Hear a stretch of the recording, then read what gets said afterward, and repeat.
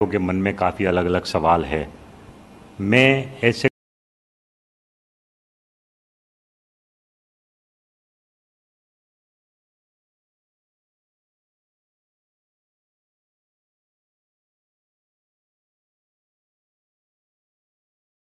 GST అమలుతోటి భయాందోళనలు అవసరం లేదన్నారు రెవెన్యూ కార్యదర్శి హస్ముఖథియా.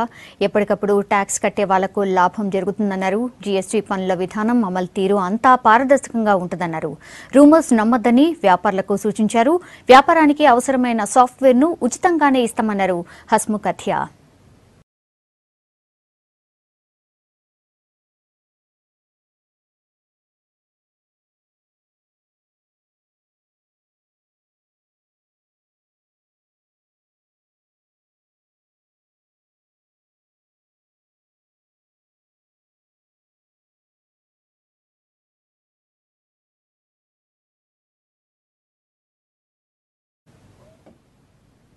GST जब 1 जुलाई से लागू होने जा रहा है तो काफ़ी सारे व्यापारियों के मन में काफ़ी अलग अलग सवाल है। मैं ऐसे कुछ सवालों का समाधान करने की इसमें कोशिश करूँगा। सबसे जो ज़्यादा सवाल पूछे जाते हैं वो रजिस्ट्रेशन के बारे में ये पूछे जाते हैं कि अगर मेरा पिछले साल का टर्नओवर, टोटल व्यापार का टर्नओवर अगर 20 लाख से नीचे था तो क्या मुझे रजिस्ट्रेशन कराना है?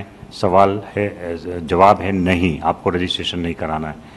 दूसरा ये सवाल जो बार बार आ रहा है कि अगर मेरा पूरा कारोबार एग्जेम्प्ट कमोडिटी का है, सपोज मैं सिर्फ गेहूं का व्यापारी हूँ, लूज में गेहूं ही बेचता हूँ, तो गेहूं क्योंकि एग्जेम्प्ट है पूरा, तो इसलिए अगर मैं सिर्फ गेहूं का व्यापारी हूँ और या ऑल जितने भी आइटम मेरी दुकान में है वो सब एग्जेम्प्ट आइटम है और अगर मेरा टर्नओवर 20 लाख से ऊपर है तो क्या मुझे रजिस्टर कराना है? सवाल है कि नहीं, आपको रजिस्ट्रेशन नहीं कराना है। तो ये दूसरी बात है। तीसरा जो सवाल पूछा जा रहा है कि भाई मुझे प्रोविजनल रजिस्ट्रेशन नंबर मिल गया है तो क्या मैं 1 तारीख के बाद उसको कोट करके अपना बिजनेस कर सकता हूँ? सवाल है कि यस, जवाब है कि yes, you can do it, आप कर सकते हैं, इसमें कोई दिक्कत नहीं है। बल्कि मैं आपको ये भी बताऊं कि प्रोविजनल आईडी मिलने के बाद आप जब पूरा पेपर कंप्यूटर में दे देंगे तो उसके बाद आपको एक सर्टिफिकेट ऑफ रजिस्ट्रेशन मिलेगा, लेकिन आपका जो प्रोविजनल GSTIN नंबर ఇప్పటికే ఐటీ ఇండస్ట్రీకి ఉద్యోగాల భయం పట్టుకుంది. కొలువు ఎప్పుడుంటదో ఎప్పుడు పోతుందో తెలియని పరిస్థితి. 50,000 పోస్టులు పోతాయనే వార్తలతోటి ఉద్యోగులు గుబులు పడుతున్నారు. ఇప్పుడు కొత్తగా GST భయం పట్టుకుంది. జూలై 1 సంధి GST అమలు కానుండడంతో ఐటీ మీద ఎసంటి ప్రభావం చూపుతుందోనన్న టెన్షన్లో ఉన్నారు ఆ రంగంలో ఉన్నోళ్లు. ఇప్పుడు ఎన్నో రకాలుగా దాదాపు 20% ట్యాక్స్ కడుతున్నామని, అదే GST వస్తే 16 నుంచి 18% వరకే ట్యాక్స్ పడుతుందని అంటున్నారు ఐటీ ప్రముఖులు. GSTతోని ఐటీ కంపెనీలకు కొంత లాభమున్నా పని భారం ఎక్కువ ఉండే అవకాశం ఉందంటున్నారు. ఇక ఐటీ రంగంలో ప్రొడక్ట్ బేస్డ్ కంపెనీలు, సర్వీస్ బేస్డ్ కంపెనీల మీద GST ఎంతనే విషయంలో క్లారిటీ లేదంటున్నారు. Today we are actually incurring about 20% of taxes even though we are a software company. కొన్ని central treats as a service కాబట్టి they're adding another 5%. సో ఇక్కడ మాకు కొన్ని ట్యాక్సెస్ మేము ముందు కట్టి అవి తర్వాత రిఫండ్ క్లెయిమ్ చేస్తాం అనమాట, which are eligible for. So today when you look at all of the refunds, it's a very tedious process. I think there are multiple departments involved and there are certain refunds we don't get at all even if we apply because there's a way it works out. By GST we believe that I think we can get up to about 90% of the tax refunds will come in. Another kuda inkoka benefit kuda we are seeing as part of it. So we shall see. Again, I think too early to make a judgment ela undabotundani because I think we ultimately have to start using it. ఒక కంపెనీకి branch ఆఫీసులు ఎన్నున్నా ఒక registration, tax, what, transfer ఛార్జీలు, tax refund కట్టుకుంటే సరిపోతుంది. అయితే ఇప్పుడు ట్యాక్స్ రిఫండ్ సమస్యగా మారుతుందంటున్నారు కంపెనీల యజమానులు. ప్రతి ఏడాది సర్కార్ కేటాయించే బడ్జెట్లనే క్లారిటీ ఉండదు. ఇప్పుడు GST కూడా అదే బాటలో ఉందంటున్నారు. When you have service tax registration అనేది it happens at a centralized level today. We pay for service tax, అది central గా recognize అవుతుంది. రేపటి రోజు ఈ GST ఇంప్లిమెంట్ అయ్యాక the way they are treating it is ఎక్కడైతే సర్వీసెస్ మనం రెండర్ చేస్తామో ఆ స్టేట్కి ఆ ట్యాక్సెస్ పరిమితం అవుతాయి. అంటే ఆ ట్యాక్సెస్ ఆ state should collect the outcome of that taxes అని. సో దానివల్ల ఏమవుతుందంటే ఇప్పుడు మనం సెంట్రల్గా చేసేది ఇప్పుడు ప్రతి స్టేట్కి కూడా మనకి అక్కడ లోకల్ సర్వీస్ ట్యాక్స్ అనేది రిజిస్టర్ చేసుకోవాలన్నమాట. జీఎస్టీకి సంబంధించి కొన్ని విషయాల్లో కన్ఫ్యూజన్లో ఉన్న ఐటీ కంపెనీల యజమానులు కేంద్రం ఇంకింత క్లారిటీ ఇవ్వాలంటున్నారు.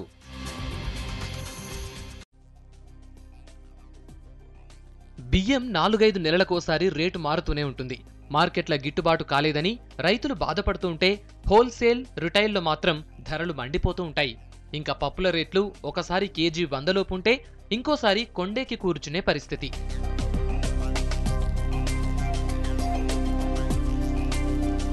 జీఎస్టీల సామాన్యులు వాడే నిత్యావసరాల మీద పన్ను భారం తగ్గించి ఎగువ మధ్యతరగతి ఎక్కువగా వాడే వస్తువుల మీద పన్నును 5 నుంచి 28% వరకు పెట్టారు.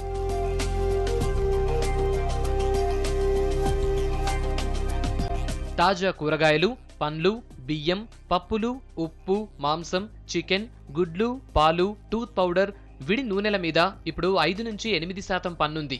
వీటన్నిటి మీద జీఎస్టీలా పన్నే లేకుండా చేశారు. కొన్నింటి మీద తగ్గించి 5% పెట్టారు. దీంతోనే రేట్లు తగ్గే అవకాశం ఉంది. ఇక మిల్క్ పౌడర్, పనీర్, మసాలా దినుసులు, పిజ్జా, ప్యాక్ చేసిన మిల్క్ బ్రెడ్, సగ్గుబియ్యం, పేస్ట్ల మీద 5% పన్ను వేశారు.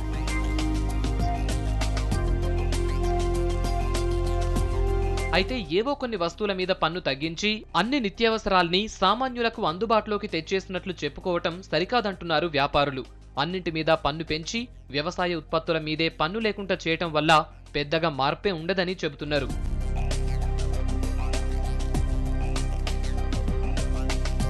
మొత్తంగా జీఎస్టీ తగ్గింపు వల్ల సామాన్యులకు నిత్యావసరాల మీద కొంత భారం తగ్గే అవకాశం ఉంది.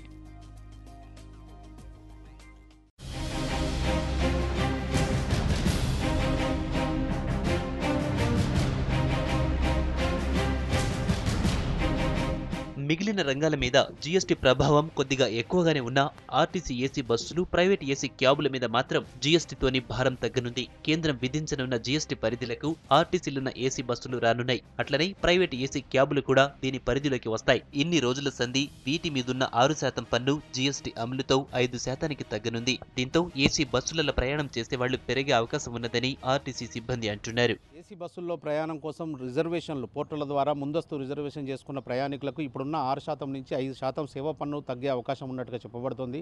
దీనివల్ల 1% ప్రయాణికులకి మిగులు అయ్యే అవకాశం ఉంది ఈ సేవా ఛార్జీకి సంబంధించి. కాకపోతే ఆర్టీసీకి ఇది పెద్ద లాభదాయకం కాదు. ఎందుకంటే ఇప్పటికున్న అగ్రిగేటర్లు ఎవరైతే అభిబస్.com కానివ్వండి, ఇంకొక మిగిలిన ఈ పోర్టల్స్లో ఆర్టీసీ బస్సులు రిజర్వేషన్ చేసుకుంటే మరి 10% మేము వాళ్ళ టికెట్ల కింద రూపాయన కమిషన్ ఇవ్వబడుతుంది. ఆ కమిషన్ మీద కూడా 15 నుంచి 18% పెంచడం జరిగింది. మరి అక్కడ ఇంకో డిమాండ్ వచ్చే అవకాశం ఉంది. కాకపోతే ఓవరాల్గా ప్రయాణికులకు 1% తగ్గడం మూలాన ప్రయాణికులు ఆ మేరకు వాళ్ళకు ఆదా అయినట్టుగా భావించవచ్చు. ఆర్టీసీ బస్సులతో పాటు ప్రైవేట్ క్యాబ్ల మీద చాలా మంది ఆధారపడుతున్నారు. ఇందులో ఏసీ క్యాబ్ సర్వీసులే ఎక్కువగా ఉన్నాయి. ఇవి కూడా జీఎస్టీ పరిధిలోకి రానున్నాయి. వీటికి కూడా ట్యాక్స్ 6 నుంచి 5%కి తగ్గడంతో తమకు లాభాలు పెరుగుతాయని క్యాబ్ ఓనర్లు సంబరపడుతున్నారు. జీఎస్టీ వల్ల మాకు మంచి జరిగే అవకాశం ఉంది. ఇప్పుడు 1% తగ్గడం వల్ల కూడా కొన్ని కస్టమర్లు పెరిగే అవకాశం ఉంది. ఎక్కువ మంది యూజ్ చేసుకునే అవకాశం కూడా ఉంది.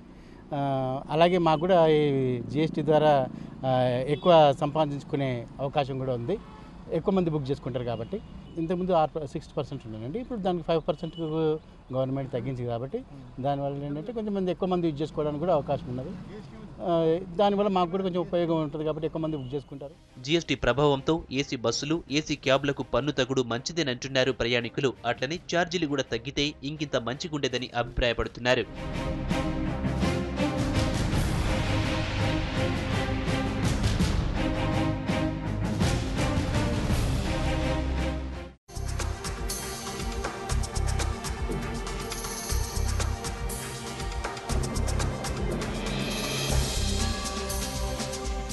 పండగలకు, శుభకార్యాలకే కాదు, మంచి ముహూర్తం ఎప్పుడొచ్చినా బంగారం, వెండి కొనుగోళ్లు ఎక్కువైతాయి. ఏడాది పొడుగుతా బంగారం ఆఫర్లు ఇస్తూనే కస్టమర్లను ఆకట్టుకునేందుకు ప్రయత్నం చేస్తుంటారు వ్యాపారులు. బంగారం సెంటిమెంట్ కాబట్టే దాని ధర ఎంత పిరమైనా కూడా కొనటానికి మాత్రం వెనకడుగు వేయరు జనాలు.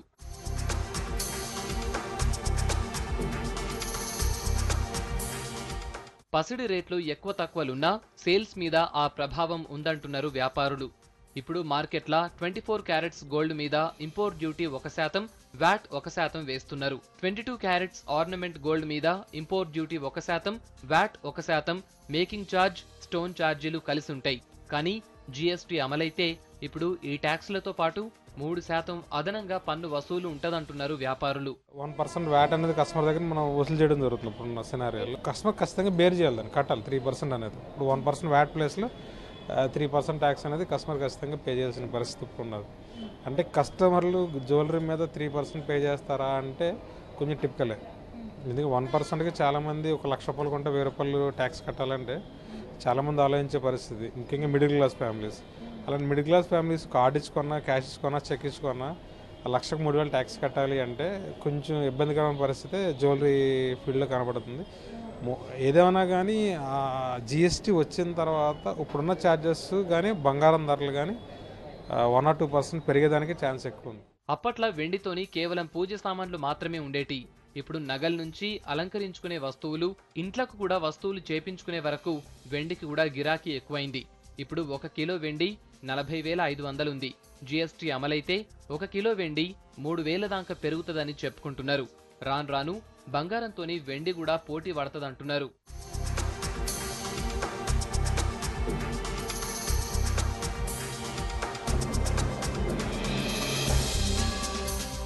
బంగారం, వెండి కన్నా వజ్రాలకు డిమాండ్ పరంగా, రేట్ పరంగా మార్కెట్ల ధగధగ కాస్త ఎక్కువ. అందుకే వజ్రాల జోలికి సామాన్యులు ఓరు. పైసలున్నోళ్లే ఎక్కువగా ఉంటారు. ఒక్కో డైమండ్కు ఒక్కో రేట్ ఉంటది. షాపోళ్ళు చిన్న చిన్న డైమండ్ నగల మీద ఆఫర్లు కూడా పెడతా ఉంటారు. ఇప్పుడు వజ్రాల మీద 0.2% వ్యాట్ ఉంది. జీఎస్టీ అమలైతే లూజ్ డైమండ్స్ మీద 0.28% పన్ను, వజ్రాల నగల మీద 3% పన్ను ఉంటుందంటున్నారు.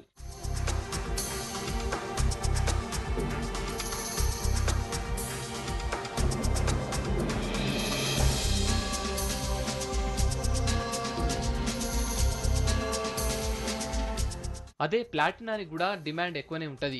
గత 3-4 ఏళ్లల్లా ప్లాటినం నగలేసుకునుడు మస్తు పెరిగింది. బంగారం రేటు పెరిగినట్టయితే జనాలు ప్లాటినం దిక్కు మరలుతారని చెప్తున్నారు.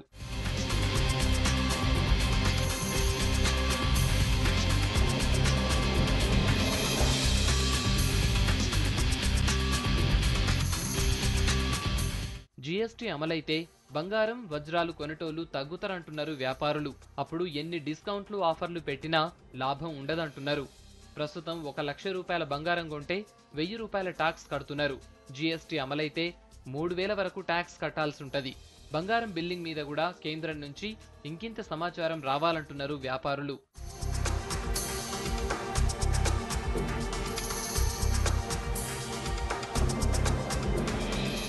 గోల్డ్ మీద జీఎస్టీ వెట్టుడే కరెక్ట్ కాదంటున్నారు బంగారం అంటే ఇష్టపడేటోళ్లు.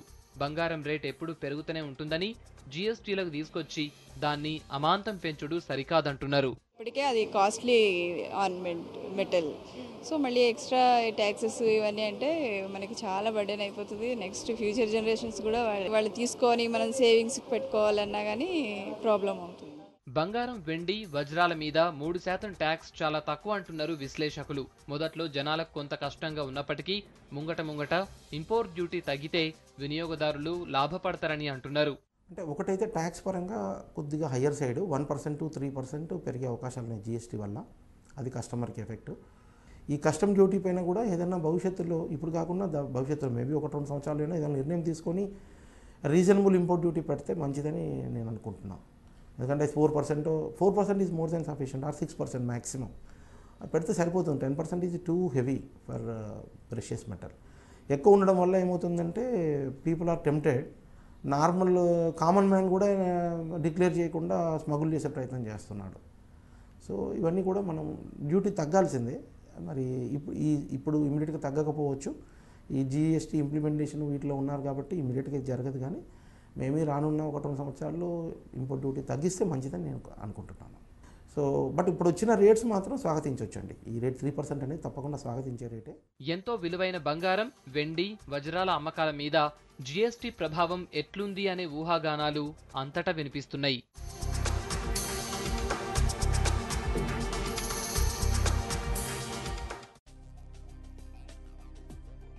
ఉదయం లేచినప్పుడు చాయ్తో పాటు బిస్కెట్, సాయంత్రం స్నాక్స్ టైంలో కూడా బిస్కెట్. ఇట్లా పిల్లలకు కొనిపెడతా ఉంటారు పెద్దోళ్ళు. అట్లనే వాళ్ళు కూడా కొనుక్కొని తింటారు. ఇలా 2 రూపాయలకు ప్యాకెట్ దగ్గర నుంచి 10 రూపాయలకు ప్యాకెట్ ఉండేవే ఎక్కువ. అంటే అగ్వ రేటున్న బిస్కెట్ ప్యాకెట్లకే మన దేశంలో డిమాండ్ ఎక్కువ. 80% మంది అగ్వ రేట్లున్న బిస్కెట్ ప్యాకెట్లనే కొనుక్కొని తింటారు. కేంద్రం కొత్తగా తీసుకొస్తున్న జీఎస్టీతోని తక్కువ రేట్లున్న ఈ బిస్కెట్ల మీదనే భారం పడతాంది.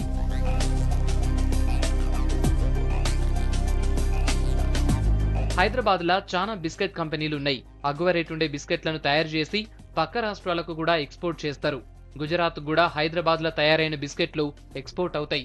ఇప్పటిదాకా చిన్న బిస్కెట్ కంపెనీల మీద పన్ను తక్కువగా, రేటు ఎక్కువ ఉండే ప్యాకెట్ల మీద పన్ను ఎక్కువగా ఉండేది. కానీ ఇప్పుడు అన్నింటి మీద ఒకటే పన్ను వేసింది కేంద్రం. మొత్తంగా బిస్కెట్ల మీద పన్నును 18% ఖరారు చేసింది.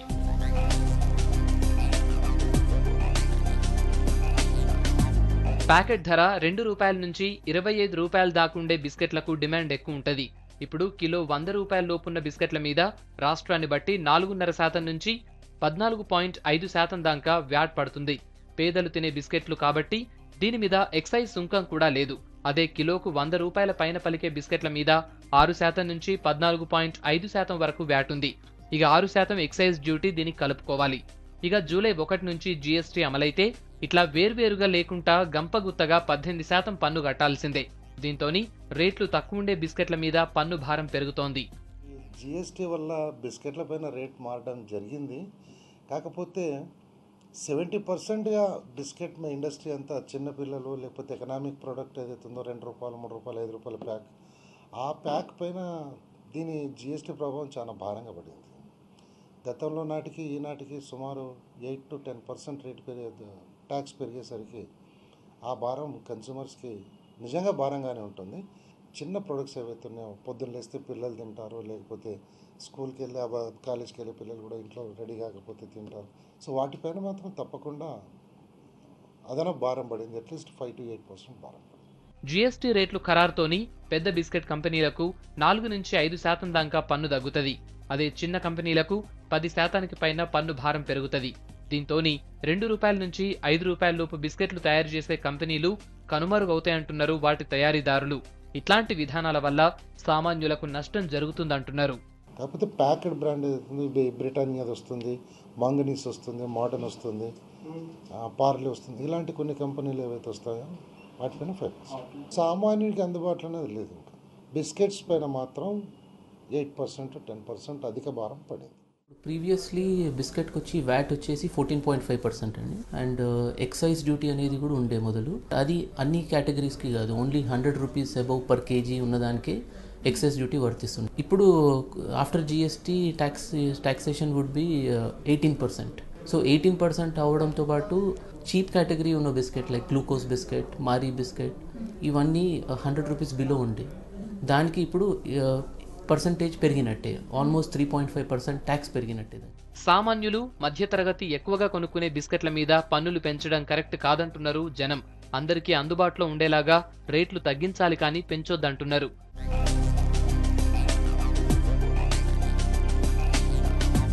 దేశంలో మొత్తం అమ్ముడయ్యే బిస్కెట్లల్లా 80% తక్కువ రేట్లున్నాయి. అట్లాంటి వాటి మీద రేటు పెంచి తక్కువ మంది కొనుక్కునే ఎక్కువ రేటు బిస్కెట్ల మీద పన్నులు తగ్గించడం కరెక్ట్ కాదన్నది సామాన్యుల మాట. వీటిని 2 స్లాబులుగా విడదీస్తే మంచిగుంటదంటున్నారు కొనుక్కునేటోళ్లు.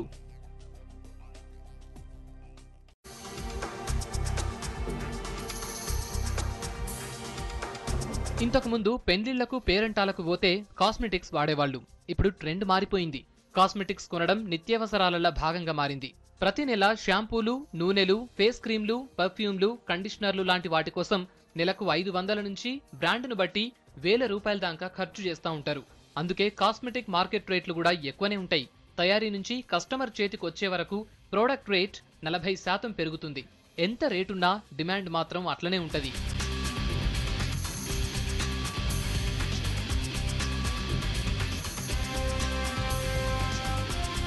ఇప్పటి తరానికి కాస్మెటిక్స్ అంటే విలాస వస్తువులు కాదు, వాళ్లకు అది నిత్యావసరం కిందే లెక్క.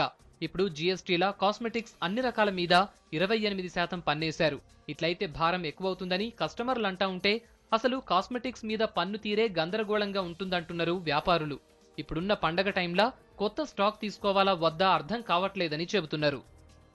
ప్రస్తుతం కాస్మెటిక్స్ పైన ఉన్నది 14.5%, 14.5% వ్యాట్ ఉంది. ఇప్పుడు దాన్ని తీసుకెళ్లి గవర్నమెంట్ 28% చేస్తే దాన్ని రీటైలర్ ఎలా యాక్సెప్ట్ చేస్తారు? ఫస్ట్ ఆఫ్ ఆల్ దాన్ని GST ఇంప్లిమెంట్ చేద్దామని చెప్పారు, బట్ దాని క్లారిఫికేషన్ ఇంతవరకు ఎవరూ ఇవ్వలేదు. ఏ విధంగా పెంచుదాం అనుకుంటున్నారు ఏంటి అని దాని క్లారిఫికేషన్ ఏమీ లేదు. ఆయుర్వేదిక్ ప్రోడక్ట్స్లో 5% ఉండేది, లైక్ క్లాతింగ్లో 5% వగర ఉండేది.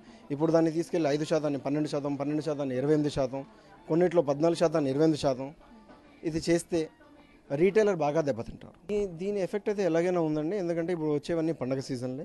దానికి మేము స్టాక్ కస్టమర్ని సాటిస్ఫై చేయాలా చేయలేమని కూడా మాకు అర్థం కావట్లేదు. ఎందుకంటే మేము తెప్పించిన తర్వాత గవర్నమెంట్ వాళ్ళ రూల్స్ అండ్ రెగ్యులేషన్స్ ఏం చేంజ్ చేస్తారో తెలియదు. కాస్మెటిక్స్లో ఇప్పటిదాకా ఎట్లాంటి పన్ను లేని సింధూరం మీద 5% GST పడుతుంది. Makeup powder, lipsticks, lip shines, lip gloss, eyeliner, eyeshades లాంటి వాటిపై వ్యాట్ల 12 నుంచి 14.5% పన్నుండేది. అయితే GST కింద కాస్మెటిక్స్ల 95% వస్తువుల మీద 28% పన్ను, 3% వస్తువుల మీద 18%, 2% వస్తువుల మీద 5% పన్ను ఖరారు చేశారు.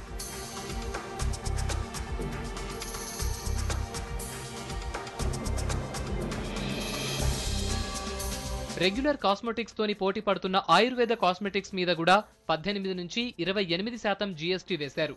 ఇప్పుడు 15% పన్ను కిందున్న వాటి మీద 18%, 20 నుంచి 22.5% పన్ను కిందున్న ఆయుర్వేద కాస్మెటిక్స్ మీద 28% GST నిర్ణయించారు.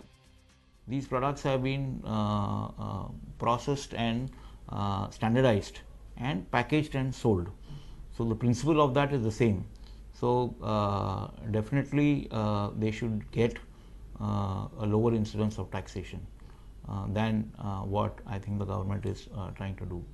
So we think that these products are not the same as cosmetic products, and they are not luxury products. They are affordable products, and they are used by common people, and it is the years of habit of using traditional ingredients which is coming to the fore, and hence I think the products need to be looked at as products of daily use. That we'll see how the implementation happens, as in there is VAT paid stock which is there is GST paid stock which will come in. I think we will watch how it is happening, whether the government has made some relaxation in terms of rules of GST filing and so on. Make in India తేవడంతో పాటు ఆయుర్వేదాన్ని ప్రోత్సహిస్తున్న ప్రభుత్వం Ayurveda cosmetics మీద పన్ను పెంచడం బాగా లేదంటున్నారు వ్యాపారులు. GST వచ్చాక ప్రతి ఉత్పత్తి మీద 8 నుంచి 10% వరకు ధర ఎక్కువ ఉందని చెబుతున్నారు. కాస్మెటిక్స్ రేట్ ఎక్కువైతే కాస్త వాడకం తగ్గొచ్చుగని కొనుగోళ్లు పెద్దగా మారవంటున్నారు మార్కెట్ ఎక్స్పర్ట్స్.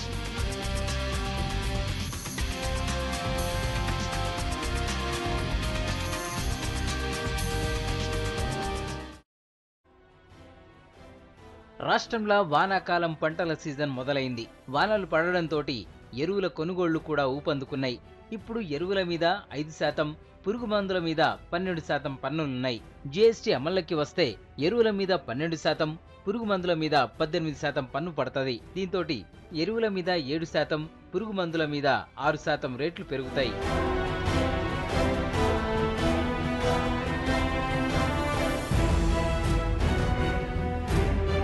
GST అమల్లోకి వచ్చిన తర్వాత బస్తా యూరియా 30 రూపాయల నుంచి 36 రూపాయల దాకా పెరుగుతుంది. కాంప్లెక్స్ ఎరువుల ధర 600 నుంచి 800 వరకు పెరుగుతుంది.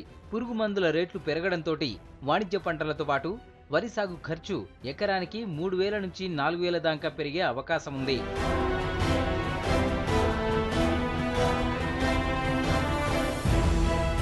GST కింద వసూలయ్యే పన్నుల 58% కేంద్రానికి, 42% రాష్ట్ర సర్కారుకి ఆదాయం వస్తుంది. ఎరువుల మీద వసూలు చేసే 12% పన్నుల రాష్ట్రానికి 5.04% వాటా, మిగిలిన 6.96% వాటా నిధులు కేంద్రానికి పోతాయి. ఇప్పుడున్న ఎరువుల రాయితీలన్నీ కేంద్రమే భరిస్తుంది. GST వచ్చాక రైతులు ఎట్లా అమలు చేస్తారన్న దాని మీద స్పష్టత లేదు. ఈరోజు రైతులు దాదాపు ఎకరానికి 2000 నుంచి 3000 దాకా పెట్టుబడి ఇప్పుడు పెడుతున్నారు ఎరువుల కోసం, పురుగు మందుల కోసం. మిర్చి లాంటి పంట, పత్తి లాంటి పంట అయితే 20,000, 30,000 దాకా ఖర్చు పెడుతున్నారు. ఇప్పుడు ట్యాక్స్ ఒకేసారి 5% నుంచి 12%, 12 నుంచి 18% దాకా పెరిగితే కనుక మరింత ఒక ఎకరానికి 1000, 2000, 3000 పెరుగుతుంది. 5 ఎకరాలు ఉన్నటువంటి రైతుకు 10,000 నుంచి 20,000 దాకా అదనపు భారం పడేటువంటి అవకాశం ఉంటుంది. జీఎస్టీ అమలుకు వస్తే రేట్లు తగ్గుతాయంటూ కేంద్ర ప్రభుత్వం చెప్పిన మాటలన్నీ ఉత్తేయనంటున్నారు రైతు సంఘాల నేతలు. ఎరువులు, పురుగు మందుల మీద పన్నులు తీసేయాలని గట్టిగా అడుగుతున్నారు. రైతు మీద భారం పడితే నిత్యావసరాల ధరలు కూడా పెరుగుతాయంటున్నారు. ఇప్పుడు జీఎస్టీ ద్వారా కనుక 18% పన్ను భారం కనుక పెంచినట్లయితే ఇంకా రైతాంగం మీద భారం పడే ప్రమాదం ఉంది. దీంతో ఆర్థికంగా నశించి భూమికి దూరంగా పోయే ప్రమాదం ఉన్నది. రైతులు ఇంకా కోలుకోలేని స్థితిలో కొట్టుమిట్టాడుతుంటారు. కాబట్టి ఈ పరిస్థితి నుంచి రైతాంగానికి వ్యవసాయ రంగానికి ఈ జీఎస్టీ అనేది వర్తింపజేయకుండా ఉంటే బాగుంటుందని చెప్పని మా డిమాండ్. తెలుగు రాష్ట్రాల్లో ఈ ఏడాది 10 లక్షల టన్నుల డీఏపీ కొంటారని అంచనా. పెరిగిన జీఎస్టీతోని అదనంగా 145 కోట్ల భారం రైతుల మీద పడుతుందంటున్నారు రైతు సంఘాల నేతలు. యూరియా, పొటాష్, కాంప్లెక్స్ ఎరువులన్నీ కలిపితే 300 కోట్లకు పైనే భారం పడొచ్చని అంచనా వేస్తున్నారు. ఇప్పటికే అప్పుల్లో ఉన్న రైతులకు ఇది ఇంకింత కష్టమవుతుందని అంటున్నారు. పురుగుల మందు మీద, ఎరువుల మీద విపరీతమైన రేట్లు పెంచింది కేంద్ర రాష్ట్ర ప్రభుత్వాలు. ఇప్పుడు ఆ రేట్లు పెరగటం వల్ల రైతుల మీద ఇంకా అనేక మూలిగే నక్కం మీద తాటికాయ పడ్డట్టు ఉన్నది. ఇంకా ఇప్పటికే అప్పుల పాలయ్యి వ్యవసాయం చేయలేని పరిస్థితుల రైతులు ఉన్నారు. ఇప్పుడు ఈ పురుగు మందుల మీద, ఈ ఎరువుల మీద రేట్లు పెరగటం పైకి కూడా గంభీరంగా వాళ్ళు ఇంకా మేము ఎకరానికి 4,000 ఇస్తాం, 3,000 ఇస్తాం అని చెప్పే మాటలు తప్ప రేపు ఇచ్చినాడు సచ్చిన్నాడు కానీ ఇప్పుడు మాత్రం రైతులు వ్యవసాయం చేసుకునే పరిస్థితులు లేరు. జీఎస్టీతోని ధాన్యం ఉత్పత్తి ఖర్చు క్వింటాకు 150 రూపాయల దాకా పెరుగుతుందని వ్యవసాయ నిపుణులు అంటున్నారు. ధరలు పెరగకూడదంటే కేంద్రం గాని రాష్ట్ర ప్రభుత్వం గాని రాయితీని భరించాలని అడుగుతున్నారు. ఈ జీఎస్టీ భారాన్ని కూడా అదనంగా వేయగలిగితే కనుక అది పురుగు మందుల కంపెనీలకు కానీ, ఎరువుల కంపెనీలకు కానీ పడేటువంటి అవకాశం లేదు. అది డైరెక్ట్గా మళ్ళీ రైతుల మీదనే భారం పడేటువంటి అవకాశం ఉంటుంది. కాబట్టి ఈ రకమైనటువంటి విధానాల్ని ఏదైనా రైతులు సంక్షోభంలో ఉన్నారు, వ్యవసాయం సంక్షోభంలో ఉంది. కాబట్టి ఈ పెంచే పన్ను భారం ఏదైతుందో దాని మీద కేంద్ర ప్రభుత్వం పునరాలోచన చేసి తగ్గించే దానికోసం చర్యలు చేపట్టాలని చెప్పి ప్రభుత్వానికి విజ్ఞప్తి చేస్తాం. వ్యవసాయానికి ఉపయోగపడే ఎరువులు, పురుగు మందుల మీద పన్నుల భారం తగ్గించాలని రైతు సంఘాల నేతలు కోరుతున్నారు.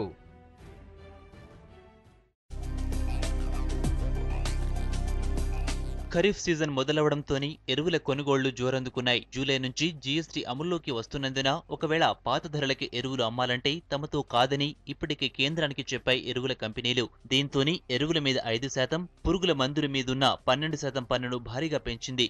ఎరువుల మీద 12%, పురుగుల మందుల మీద 18% పన్ను ఖరారు చేసింది జీఎస్టీ కమిటీ. దీంతోని బస్తా యూరియా రేటు 30 నుంచి 36 రూపాయల దాకా పెరగనుంది. కాంప్లెక్స్ ఎరువుల రేటు 600 నుంచి 800 దాకా పెరుగుతాయి. జూలై నుంచి కొత్తగా అమలయ్యే జీఎస్టీతోని పన్ను రూపంలో వచ్చే పైసలల్లా 58% కేంద్రానికి, 42% రాష్ట్ర సర్కారుకు వెళ్తాయి. అయితే ఇప్పటి వరకు ఎరువులపై ఉన్న రాయితీలన్నీ కేంద్ర సర్కారే భరిస్తుంది. జీఎస్టీ అమల్లోకి వస్తే ఈ విధానం ఉండదు. కొత్తగా అమలయ్యే జీఎస్టీతోని పెరిగే ధరలను కేంద్రం లేదా రాష్ట్ర సర్కార్లు భరిస్తే తప్ప రైతులకు ఆర్థిక భారం తప్పదంటున్నారు నిపుణులు. జీఎస్టీ అమల్లోకి వస్తున్న నేపథ్యంలో రైతుల మీద, వ్యవసాయ రంగం మీద ప్రభావం ఎలా ఉంటుంది అన్న దాని మీద వివిధ రైతు సంఘాలు ఆందోళన చెందుతున్న పరిస్థితి ఉన్నది. ఆంధ్రప్రదేశ్, తెలంగాణ రాష్ట్రాలలో ఎకరానికి దాదాపు 261 కిలోలు వాడతారు ఇక్కడ. ఆ నేపథ్యంలో దాని మీద జీఎస్టీ కింద 12% పెరిగితే చాలా తీవ్రమైన ప్రభావం రైతుల మీద ఉంటుంది. జీఎస్టీ అమలైతే రేట్లు తగ్గుతాయని కేంద్రం అబద్ధం చెప్పిందని మండిపడుతున్నాయి రైతు సంఘాలు. పురుగు మందులు, ఎరువులపై పన్ను పెంచితే రైతులకు ఎకరానికి 3 నుంచి 4 వేల దాకా అదనంగా ఖర్చవుతుందంటున్నారు. ఈ 3 సంవత్సరాల కాలంలో 40% రైతుల ఆత్మహత్యలు పెరిగి ఉన్నాయి. ఈ సందర్భంలో ఈ జీఎస్టీ భారాన్ని కూడా అదనంగా వేయగలిగితే కనుక అది పురుగు మందుల కంపెనీలకు కానీ, ఎరువుల కంపెనీలకు కానీ పడేటువంటి అవకాశం లేదు. అది డైరెక్ట్గా మళ్ళీ రైతుల మీదనే భారం పడేటువంటి అవకాశం ఉంటుంది. రైతులు సంక్షోభంలో ఉన్నారు, వ్యవసాయం సంక్షోభంలో ఉంది. కాబట్టి తగ్గించే దానికోసం చర్యలు చేపట్టాలని చెప్పి ప్రభుత్వానికి విజ్ఞప్తి చేస్తున్నాం. రైతులను ఆదుకోవాల్సిన ప్రభుత్వం అడ్డగోలుగా పన్నులేస్తే తమ మీద ఇంకింత భారం పడుతుందంటున్నారు అన్నదాతలు. ఇట్లాంటి పరిస్థితుల్లో వ్యవసాయం ఎట్లా చేయాలని ప్రశ్నిస్తున్నారు. ఇప్పటికే రైతుల మీద అనేక భారాలు పడుతున్నాయి. పెట్టుబడులు వెళ్ళక, పండిన పంట గిట్టుబాటు ధర రాక ఇబ్బందులతో కూరుకుపోయారు రైతాంగం. ఇప్పుడు జీఎస్టీ ద్వారా కనుక 18% పన్ను భారం కనుక పెంచినట్లయితే ఇంకా రైతాంగం మీద భారం పడే ప్రమాదం ఉంది. దీంతో ఆర్థికంగా నశించి భూమికి దూరంగా పోయే ప్రమాదం ఉన్నది. పురుగుల మందులు పెడితే 2000 నుంచి 3000 దాకా పెరుగుద్ది ఎకరానికి. ఈ యొక్క ఎరువుల మీదనేమో దగ్గర 4000 దాకా పెరుగుద్ది. దీని మీద విపరీతమైన అదే ఇప్పుడు నేను చెప్పినట్టుగా విపరీతమైన బడ్డెన్ పడి రైతు ఇప్పుడు ఇచ్చే 4000 3000 పక్కకు పెట్టి ఉన్నది ఉండగా ఇంకా అదనపు అప్పుల పాలయ్యి వ్యవసాయానికి దూరం అయ్యే పరిస్థితి ఉండి వ్యవసాయ రైతులు కూలీలుగా మారిపోయే పరిస్థితి. ఎరువులు, పురుగుల మందుల ధరలు పెరిగితే రాష్ట్రంలోని రైతుల మీద 300 కోట్ల దాకా భారం పడుతుందంటున్నారు ఎక్స్పర్ట్స్.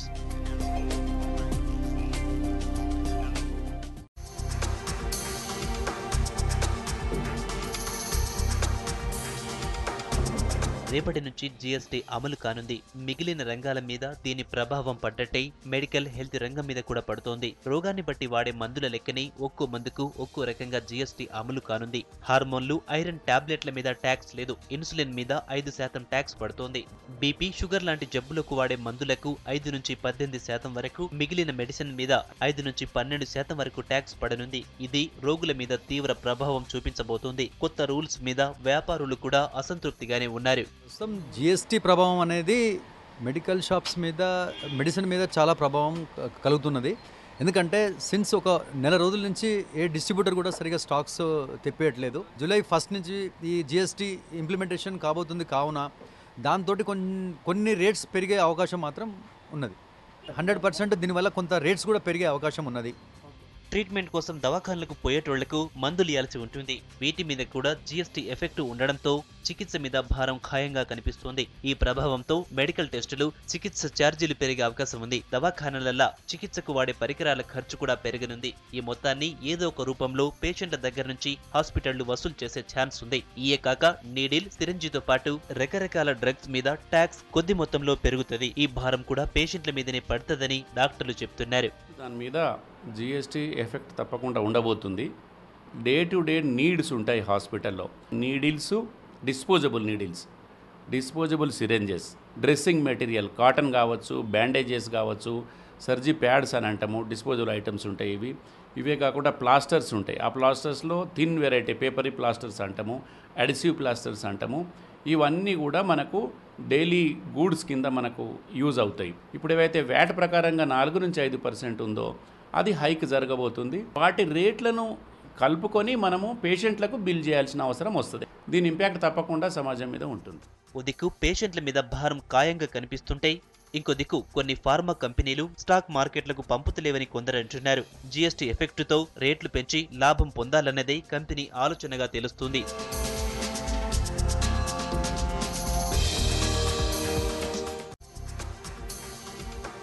ఇప్పటికే ఐటీ ఇండస్ట్రీకి ఉద్యోగాల భయం పట్టుకుంది. కొలువు ఎప్పుడుంటుందో ఎప్పుడు పోతుందో తెలియని పరిస్థితి. 50,000 పోస్టులు పోతాయనే వార్తలతోటి ఉద్యోగులు గుబులు పడుతున్నారు. ఇప్పుడు కొత్తగా జీఎస్టీ భయం పట్టుకుంది. జూలై 1 సంధి జీఎస్టీ అమలు కానుండడంతో ఐటీ మీద ఎసంటి ప్రభావం చూపుతుందోనన్న టెన్షన్లో ఉన్నారు ఆ రంగంలో ఉన్నోళ్లు. ఇప్పుడు ఎన్నో రకాలుగా దాదాపు 20% ట్యాక్స్ కడుతున్నామని, అదే జీఎస్టీ వస్తే 16 నుంచి 18% వరకే ట్యాక్స్ పడుతుందని అంటున్నారు ఐటీ ప్రముఖులు. జీఎస్టీతోని ఐటీ కంపెనీలకు కొంత లాభమున్నా పని భారం ఎక్కువ ఉండే అవకాశం ఉందంటున్నారు. ఇక ఐటీ రంగంలో ప్రొడక్ట్ బేస్డ్ కంపెనీలు, సర్వీస్ బేస్డ్ కంపెనీల మీద జీఎస్టీ ఎంతనే విషయంలో క్లారిటీ లేదంటున్నారు. Today we are actually incurring about 20% of taxes, even though we are a software company. Konni central treats it as a service kabatti, they're adding another 5%. So ఇక్కడ మాకు కొన్ని taxes మేము ముందు కట్టి అవి తర్వాత రిఫండ్ క్లెయిమ్ చేస్తాం అనమాట, which are eligible for. So today when you look at all of the refunds, it's a very tedious process. I think there are multiple departments involved and there are certain refunds we don't get at all, even if you apply, because there is way it works out. By GST, we believe that I think we can get up to about 90% of the tax refunds will come in. Another kuda inkoka benefit kuda we are seeing as part of it. So we shall see. Again, I think too early to make a judgment ela undabotundani, because I think we ultimately have to start using it. ఒక కంపెనీకి branch ఆఫీసులు ఎన్నున్నా ఒక registration, tax, what, transfer ఛార్జీలు, tax refund కట్టుకుంటే సరిపోతుంది. అయితే ఇప్పుడు ట్యాక్స్ రిఫండ్ సమస్యగా మారుతుందంటున్నారు కంపెనీల యజమానులు. ప్రతి ఏడాది సర్కార్ కేటాయించే బడ్జెట్లనే క్లారిటీ ఉండదు. ఇప్పుడు జీఎస్టీ కూడా అదే బాటలో ఉందంటున్నారు. When you have service tax registration anedi, it happens at a centralized level today. we pay for service tax, అది సెంట్రల్గా రికగ్నైజ్ అవుతుంది. రేపటి రోజు ఈ జిఎస్టీ ఇంప్లిమెంట్ అయ్యాక the way they are treating it is, ఎక్కడైతే సర్వీసెస్ మనం రెండర్ చేస్తామో ఆ స్టేట్కి ఆ ట్యాక్సెస్ పరిమితం అవుతాయి. అంటే ఆ ట్యాక్సెస్ ఆ state should collect the outcome of the taxes అని. సో దానివల్ల ఏమవుతుందంటే ఇప్పుడు మనం సెంట్రల్గా చేసేది ఇప్పుడు ప్రతి స్టేట్కి కూడా మనకి అక్కడ లోకల్ సర్వీస్ ట్యాక్స్ అనేది రిజిస్టర్ చేసుకోవాలన్నమాట. జీఎస్టీకి సంబంధించి కొన్ని విషయాల్లో కన్ఫ్యూజన్లో ఉన్న ఐటీ కంపెనీల యజమానులు కేంద్రం ఇంకింత క్లారిటీ ఇవ్వాలంటున్నారు.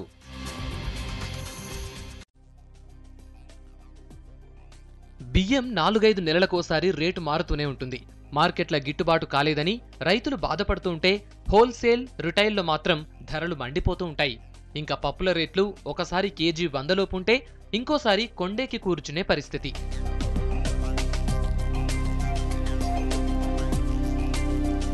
జీఎస్టీల సామాన్యులు వాడే నిత్యావసరాల మీద పన్ను భారం తగ్గించి ఎగువ మధ్యతరగతి ఎక్కువగా వాడే వస్తువుల మీద పన్నును 5 నుంచి 28% వరకు పెట్టారు.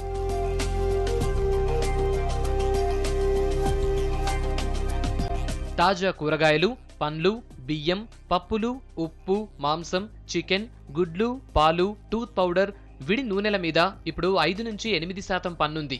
వీటన్నిటి మీద జీఎస్టీలా పన్నే లేకుండా చేశారు. కొన్నింటి మీద తగ్గించి 5% పెట్టారు. దీంతోనే రేట్లు తగ్గే అవకాశం ఉంది. ఇక మిల్క్ పౌడర్, పనీర్, మసాలా దినుసులు, పిజ్జా, ప్యాక్ చేసిన మిల్క్ బ్రెడ్, సగ్గుబియ్యం, పేస్ట్ల మీద 5% పన్ను వేశారు.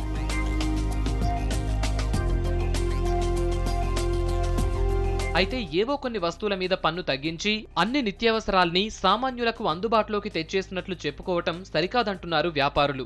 అన్నింటి మీద పన్ను పెంచి వ్యవసాయ ఉత్పత్తుల మీదే పన్ను లేకుండా చేయటం వల్ల పెద్దగా మార్పే ఉండదని చెబుతున్నారు.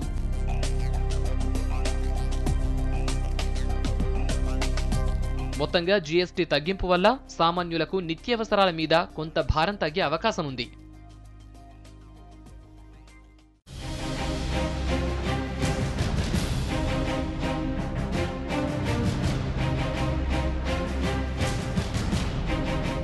మిగిలిన రంగాల మీద జీఎస్టీ ప్రభావం కొద్దిగా ఎక్కువగానే ఉన్నా ఆర్టీసీ ఏసీ బస్సులు, ప్రైవేట్ ఏసీ క్యాబుల మీద మాత్రం జీఎస్టీతోని భారం తగ్గనుంది. కేంద్రం విధించనున్న జీఎస్టీ పరిధిలకు ఆర్టీసీలున్న ఏసీ బస్సులు రానున్నాయి. అట్లనే ప్రైవేట్ ఏసీ క్యాబులు కూడా దీని పరిధిలోకి వస్తాయి. ఇన్ని రోజుల సంధి వీటి మీదున్న 6% పన్ను జీఎస్టీ అమలుతో 5%కి తగ్గనుంది. దీంతో ఏసీ బస్సులలో ప్రయాణం చేసేవాళ్లు పెరిగే అవకాశం ఉన్నదని ఆర్టీసీ సిబ్బంది అంటున్నారు. ఏసీ బస్సుల్లో ప్రయాణం కోసం రిజర్వేషన్లు. The Central Hall is considered a very important part of the Parliament building. This is where the Indian Constitution was drafted. The GST document that runs into 213 pages is expected, as Union Finance Minister Arun Jaitley earlier had said, is going to spur growth, competitiveness, indirect tax simplification and greater transparency. A very, very historical moment also for this country. The fact that it's going to GST is beginning of a new era in terms of economic integration, economic revolution, as many are calling it. But will this really also, much depends on the implementation of GST. First 6 months of GST implementation will be very crucial. Senior members of Parliament invited in this event. Many senior dignitaries are also present in this function. हमारे सहयोगी मनोज वर्मा इस वक्त gate number 4 से संसद भवन परिसर से मौजूद हैं। मनोज, क्या कुछ देखा आपने, क्योंकि सेंट्रल हॉल से जो तस्वीरें आ रही हैं So it's almost akin to sending an SMS. When you say that it's going to be one nation, one tax, like the corporates are saying that it's different slabs and different items have to be fitted under the categories. I think this whole idea of one slab. कुछ ऐसा ही central hall का नज़ारा है और ख़ास तौर पे होना भी चाहिए, क्योंकि आज देश की आज़ादी के बाद सबसे बड़ा जो कर ఇప్పటికే ఐటీ ఇండస్ట్రీకి ఉద్యోగాల భయం పట్టుకుంది. కొలువు ఎప్పుడుంటదో ఎప్పుడు పోతుందో తెలియని పరిస్థితి. 50,000 పోస్టులు పోతాయనే వార్తలతోటి ఉద్యోగులు గుబులు పడుతున్నారు. ఇప్పుడు కొత్తగా జీఎస్టీ భయం పట్టుకుంది. జూలై 1 సంధి జీఎస్టీ అమలు కానుండడంతో ఐటీ మీద ఎసంటి ప్రభావం చూపుతుందోనన్న టెన్షన్లో ఉన్నారు ఆ రంగంలో ఉన్నోళ్లు. ఇప్పుడు ఎన్నో రకాలుగా దాదాపు 20% ట్యాక్స్ కడుతున్నామని, అదే జీఎస్టీ వస్తే 16 నుంచి 18% వరకే ట్యాక్స్ పడుతుందని అంటున్నారు ఐటీ ప్రముఖులు. జీఎస్టీతోని ఐటీ కంపెనీలకు కొంత లాభమున్నా పని భారం ఎక్కువ ఉండే అవకాశం ఉందంటున్నారు. ఇక ఐటీ రంగంలో ప్రొడక్ట్ బేస్డ్ కంపెనీలు, సర్వీస్ బేస్డ్ కంపెనీల మీద జీఎస్టీ ఎంతనే విషయంలో క్లారిటీ లేదంటున్నారు. Today we are actually incurring about 20% of taxes, even though we are a software company. Konni stay, central treats it as a service kabatti, they're adding another 5%. So ikkada maaku konni taxes మేము ముందు కట్టి అవి తర్వాత refund claim చేస్తాం అన్నమాట, which you are eligible for. So today when you look at all of the refunds, it's a very tedious process. I think there are multiple departments involved, and there are certain refunds we don't get at all, even if we apply, because there's the way it works out. By GST, we believe that I think we can get up to about 90% of the tax refunds will come in. Another kuda inkoka benefit kuda we are seeing as part of it. So we shall see. Again, I think too early to make a judgment ela undabotundani, because I think we ultimately have to start using it. ఒక కంపెనీకి branch ఆఫీసులు ఎన్నున్నా ఒక registration, tax, what, transfer ఛార్జీలు, tax refund కట్టుకుంటే సరిపోతుంది. అయితే ఇప్పుడు ట్యాక్స్ రిఫండ్ సమస్యగా మారుతుందంటున్నారు కంపెనీల యజమానులు. ప్రతి ఏడాది సర్కార్ కేటాయించే బడ్జెట్లనే క్లారిటీ ఉండదు. ఇప్పుడు జీఎస్టీ కూడా అదే బాటలో ఉందంటున్నారు.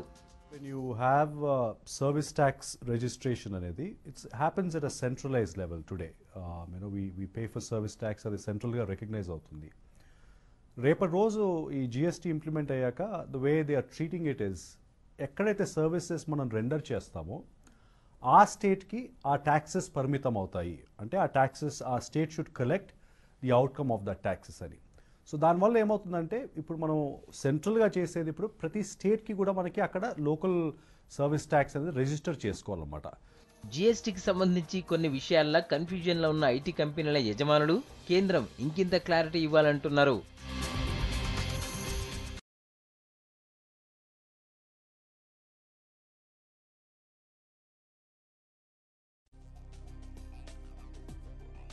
బియ్యం 4-5 నెలలకోసారి రేటు మారుతూనే ఉంటుంది. మార్కెట్ల గిట్టుబాటు కాలేదని రైతులు బాధపడుతూ ఉంటే హోల్సేల్, రిటైల్లో మాత్రం ధరలు మండిపోతూ ఉంటాయి.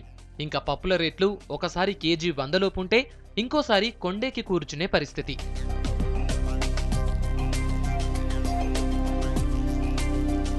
జీఎస్టీల సామాన్యులు వాడే నిత్యావసరాల మీద పన్ను భారం తగ్గించి ఎగువ మధ్యతరగతి ఎక్కువగా వాడే వస్తువుల మీద పన్నును 5 నుంచి 28% వరకు పెట్టారు.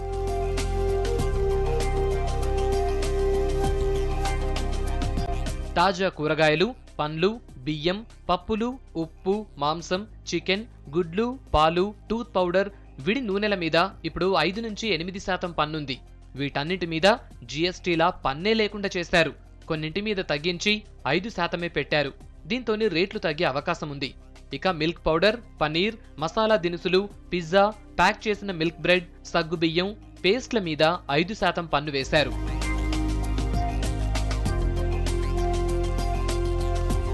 అయితే ఏవో కొన్ని వస్తువుల మీద పన్ను తగ్గించి అన్ని నిత్యావసరాల్ని సామాన్యులకు అందుబాటులోకి తెచ్చేసినట్లు చెప్పుకోవటం సరికాదంటున్నారు వ్యాపారులు. అన్నింటి మీద పన్ను పెంచి వ్యవసాయ ఉత్పత్తుల మీదే పన్ను లేకుండా చేయటం వల్ల పెద్దగా మార్పే ఉండదని చెబుతున్నారు.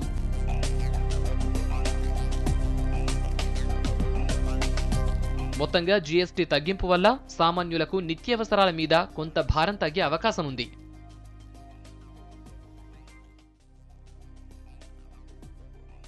బియ్యం 4-5 నెలలకోసారి రేటు మారుతూనే ఉంటుంది. మార్కెట్ల గిట్టుబాటు కాలేదని రైతులు బాధపడుతూ ఉంటే హోల్సేల్, రిటైల్లో మాత్రం ధరలు మండిపోతూ ఉంటాయి. ఇంకా పప్పుల రేట్లు ఒకసారి కేజీ 100 లోపు ఉంటే ఇంకోసారి కొండేకి కూర్చునే పరిస్థితి.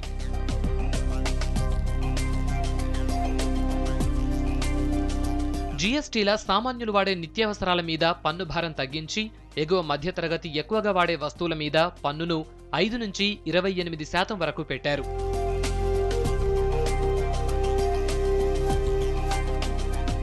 తాజా కూరగాయలు, పండ్లు, బియ్యం, పప్పులు, ఉప్పు, మాంసం, చికెన్, గుడ్లు, పాలు, టూత్ పౌడర్, విడి నూనెల మీద ఇప్పుడు 5 నుంచి 8% పన్నుంది.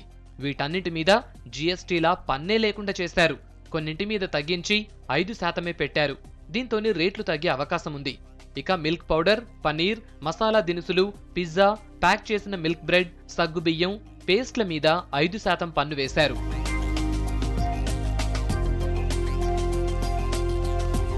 అయితే ఏవో కొన్ని వస్తువుల మీద పన్ను తగ్గించి అన్ని నిత్యావసరాల్ని సామాన్యులకు అందుబాటులోకి తెచ్చేసినట్లు చెప్పుకోవటం సరికాదంటున్నారు వ్యాపారులు. అన్నింటి మీద పన్ను పెంచి వ్యవసాయ ఉత్పత్తుల మీదే పన్ను లేకుండా చేయటం వల్ల పెద్దగా మార్పే ఉండదని చెబుతున్నారు.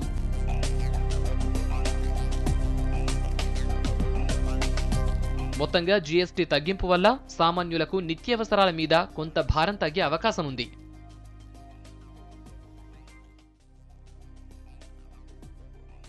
బియ్యం 4-5 నెలలకోసారి రేటు మారుతూనే ఉంటుంది. మార్కెట్ల గిట్టుబాటు కాలేదని రైతులు బాధపడుతూ ఉంటే హోల్సేల్, రిటైల్లో మాత్రం ధరలు మండిపోతూ ఉంటాయి. ఇంకా పప్పుల రేట్లు ఒకసారి కేజీ 100 లోపు ఉంటే ఇంకోసారి కొండేకి కూర్చునే పరిస్థితి.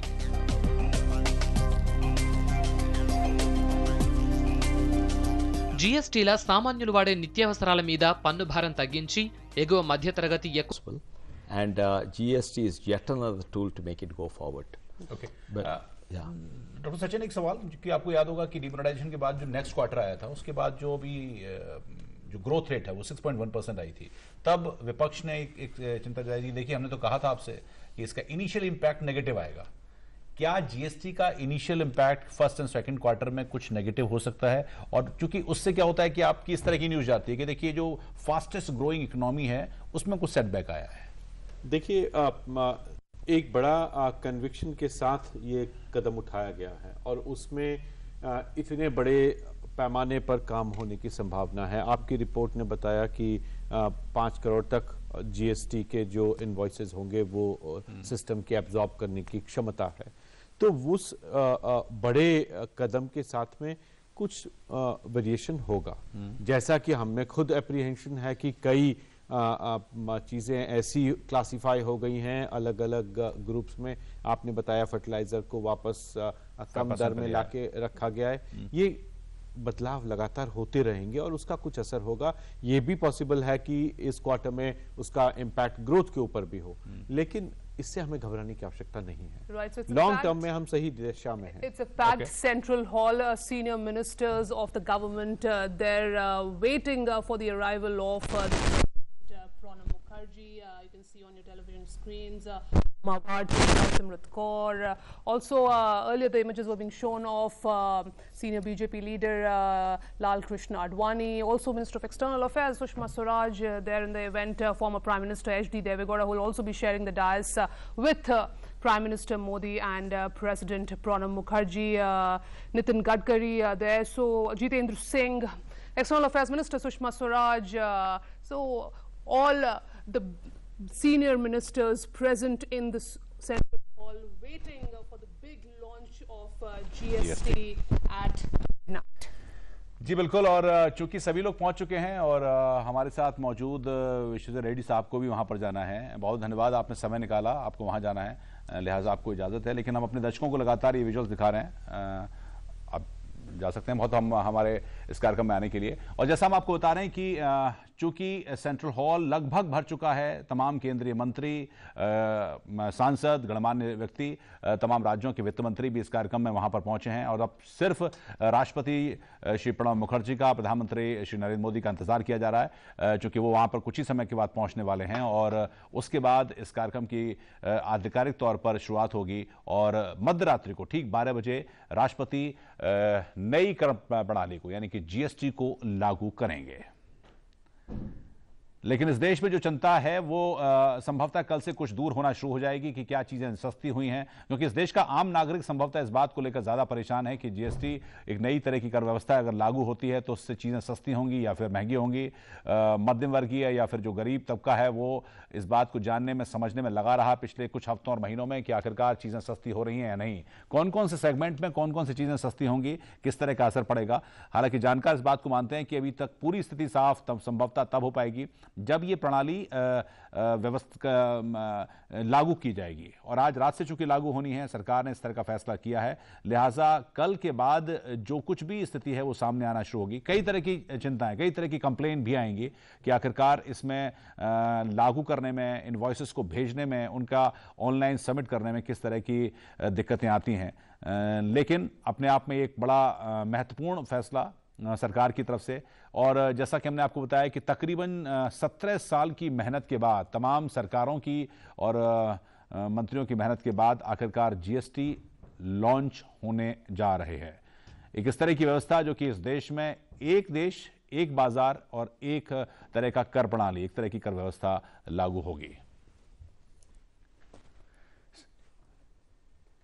संसद भवन का केंद्रीय कक्ष सेंट्रल हॉल एक ऐतिहासिक एक मौका, और सेंट्रल हॉल वैसे भी गंवा रहा है, और इस बात को लेकर भी ये बात प्रचारित की जा रही है कि एक ऐसा मौका है कि जब 1947 में आज़ादी की घोषणा मध्यरात्रि में इसी परिसर, इसी भवन से की गई थी, जब देश के प्रधानमंत्री जवाहरलाल नेहरू ने घोषणा की थी भारत की आज़ादी की, और ट्राइस्ट विद डेस्टिनी के तहत उसी सेंट्रल हॉल में, उसी केंद्रीय कक्ष में एक तरह की नई व्यवस्था, यानी कि देश की आज़ादी के बाद से एक बड़ा कर व्यवस्था में बदलाव है, और कह सकते हैं कि आखिरकार एक करों के, टैक्सों के उस जंजाल से आज़ादी है। बहुत से टैक्स को इसमें तकरीबन, ये विजुअल्स आप देख रहे हैं, कुछ ही समय के बाद संभवतः राष्ट्रपति और प्रधानमंत्री का काफिला पहुंचेगा। केंद्रीय मंत्री श्री अनंत कुमार दिखाई दे रहे हैं। Right, so Parliamentary Affairs Minister Anant Kumar, Lok Sabha Speaker Sumitra Mahajan, Secretary General Lok Sabha Anup Mishra, Finance Minister Arun Jaitley, waiting for the arrival of Prime Minister Narendra Modi and President Pranab Mukherjee. A midnight joint parliamentary event is celebratory in nature. The first time that a joint parliamentary event at midnight would not really be commemorating a historic event of the past, but rather welcoming an economic change for the country's future. Nearly 1,000 people are witnessing the launch of what is being called the biggest tax reform since independence, and that's the arrival of Prime Minister Narendra Modi.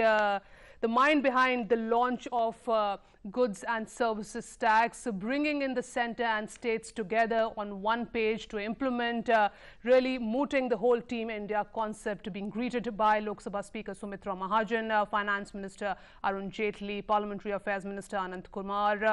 They're now waiting for the arrival of the President Pranab Mukherjee. Interestingly, President Pranab Mukherjee, earlier when he was the Finance Minister, had piloted the first constitutional amendment bill to bring in GST in 2011 when he was Finance Minister with the previous UPA government, and now as the President he will be marking this historic event with the formal passage of GST, when GST will be implemented all across the nation. One tax, one nation, though in reality it's still not one tax. There are 4 different tax slabs. But again, a historic moment for everybody. As you saw, it's a packed central hall. All members of parliament are there. Chief ministers and state finance ministers, senior ministers of the NDA government. On the other side, the opposition parties like the Congress, the left, the TMC, the RJD, the DMK are boycotting this event. Finance Minister Arun Jaitley earlier had said that the whole idea of a grand function in the central hall was to mirror the contributions being made by different parties and the states in bringing the new revolutionary tax regime. जी हाँ, तो GST या कहें कि एक देश में एक तरह का कानून, मसला वस्तु और सेवा कर यानी कि गुड्स एंड सर्विस टैक्स का के लागू होने का ही नहीं है। ये अच्छा लगता है सुनना कि पूरे देश में एक तरह की चीज़। उपराष्ट्रपति श्री हामिद अंसारी भी पहुंचे हैं, उनका स्वागत करते हुए प्रधानमंत्री श्री नरेंद्र मोदी, वित्त मंत्री अरुण जेटली मौजूद हैं, लोकसभा की speaker Shrimati Sumitra Mahajan, secretary general Lok Sabha Shri Anoop Mishra ji भी मौजूद हैं, और इंतज़ार किया जा रहा है राष्ट्रपति प्रणब मुखर्जी के आने का, जिनके स्वागत के लिए तमाम लोग अभी इंतजार कर रहे हैं। ये है अंदर सेंट्रल हॉल का दृश्य, जहां पर तमाम मंत्री, केंद्रीय मंत्री, सांसद, राज्यों के वित्त मंत्री, राज्यों के मुख्यमंत्री पहुंच गए हैं। और ये अपने आप में एक ऐतिहासिक क्षण, क्योंकि मसला दरअसल एक पूरे देश में एक चीज़ एक ही दाम पर मिलेगी। देश में 2 तरह के टैक्स अब नहीं देने पड़ेंगे, लेकिन जितना ही सुनने में और अच्छा लग रहा है या फिर एक बड़ा मौका है, लेकिन इसमें जितने की बाधाएं आई हैं वो भी अपने आप में, ये सफ़र 17 सालों में भी बड़ा रोमांचकारी रहा है। जिस तरह की बहस संसद भवन में देखने को मिली, सुनने को मिली, वो भी अपने आप में बड़ी दिलचस्प रही हैं। इसको लेकर जिस तरह का एक गतिरोध बना रहा, बीजेपी, कहा यह भी जाता है कि जब बीजेपी विपक्ष में थी तब इसका विरोध किया था, लेकिन कांग्रेस की तमाम कोशिशों के बाद भी उस समय पास नहीं हो पाया। लेकिन जब बीजेपी सत्ता में आई तो उसने न सिर्फ तमाम विपक्षी पार्टियों को मनाया, उनकी बातों को माना और संभवतः इस नतीजे पर पहुंचे कि देश में जीएसटी लागू हो पाए। एक समय तो ऐसा भी था जब लग रहा था कि ये मामला और लंबा खिंचेगा, पता नहीं तमाम पार्टियां राजी होंगे नहीं होंगी, अगर राजी होती हैं तो राज्यों की अपनी जो चिंताएं हैं वो कहां तक दूर होती है। तो एक तरह का तमाम बाधाओं को पार करते हुए आज यहां पर पहुंचे हैं, लिहाजा प्रधानमंत्री ने सोचा कि इसको भव्य तरीके से लॉन्च किया जाए। और चूंकि अपने आप में एक ऐतिहासिक कदम इसलिए भी है क्योंकि अब नई तरह की कर व्यवस्था हो जाएगी। एक नई आदत संभवतः व्यापारियों को भी डालनी होगी कि किस तरह से व्यापार किया जाए, किस तरह से टैक्स जमा किया जाए, किस तरह से ऑनलाइन चीज़ों को सबमिट किया जाए, ताकि देश में टैक्स का ढांचा, टैक्स नेट बढ़ सके। सरकार की आमदनी होगी, सरकार की अगर आमदनी होती है तो देश के विकास के लिए काम आता है। मुख्य तौर पर यह बात समझ में आती है। कुछ जो चिंताएं हैं लोगों की वो इसके इम्प्लीमेंटेशन को लेकर हैं। चिंताएं इस बात को लेकर हैं कि अगर नई कर व्यवस्था जो लागू होती है, 4 तरह के स्लैब हैं, या कहें कि जो 5 तरह के स्लैब हैं, 5, 12, 18, 28 या उससे ज़्यादा के, उसमें आने के बाद जो आमतौर पर चीज़ें हैं, जो रोज़मर्रा की चीज़ें हैं, उसमें किस तरह का बदलाव आएगा। चीज़ें सस्ती होंगी या महंगी होंगी, इसको लेकर कुछ चिंता है, जिसको लेकर कुछ लोगों ने विरोध भी किया है। लेकिन तमाम विशेषज्ञ हमारे साथ जो लोग मौजूद रहे इस डिस्कशन के दौरान, डॉक्टर सचिन चतुर्वेदी हमारे साथ मौजूद रहे, उन्होंने भी ये बात मानी कि कुछ हिकअप्स हैं, कुछ चिंताएं हैं और संभवतः उसको दूर करने के लिए जीएसटी काउंसिल है, उन चिंताओं को दूर किया जाएगा। उस तरह की टीथिंग प्रॉब्लम्स आने वाले समय में दूर की जाएंगी। और जीएसटी को समझने का हालांकि जो गुणाभाग है वो काफ़ी पेचीदा वाला रहा। लोग यही पूछते रहे कि कौन सी चीज़ सस्ती हो रही है, कौन सी चीज़ महंगी हो रही है।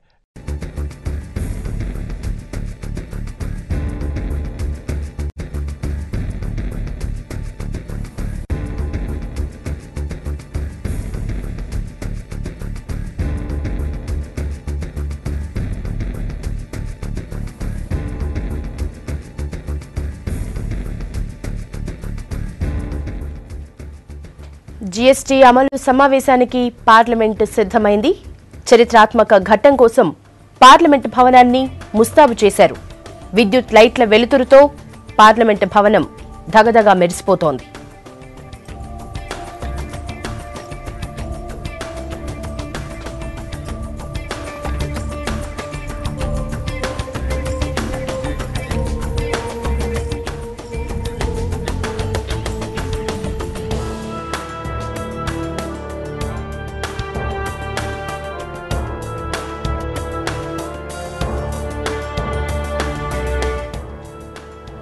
జీఎస్టీ స్పెషల్ మీటింగ్ కోసం ప్రెసిడెంట్ ఇప్పుడే చేరుకుంటున్నారు. ఆ విజువల్స్ చూస్తున్నాం.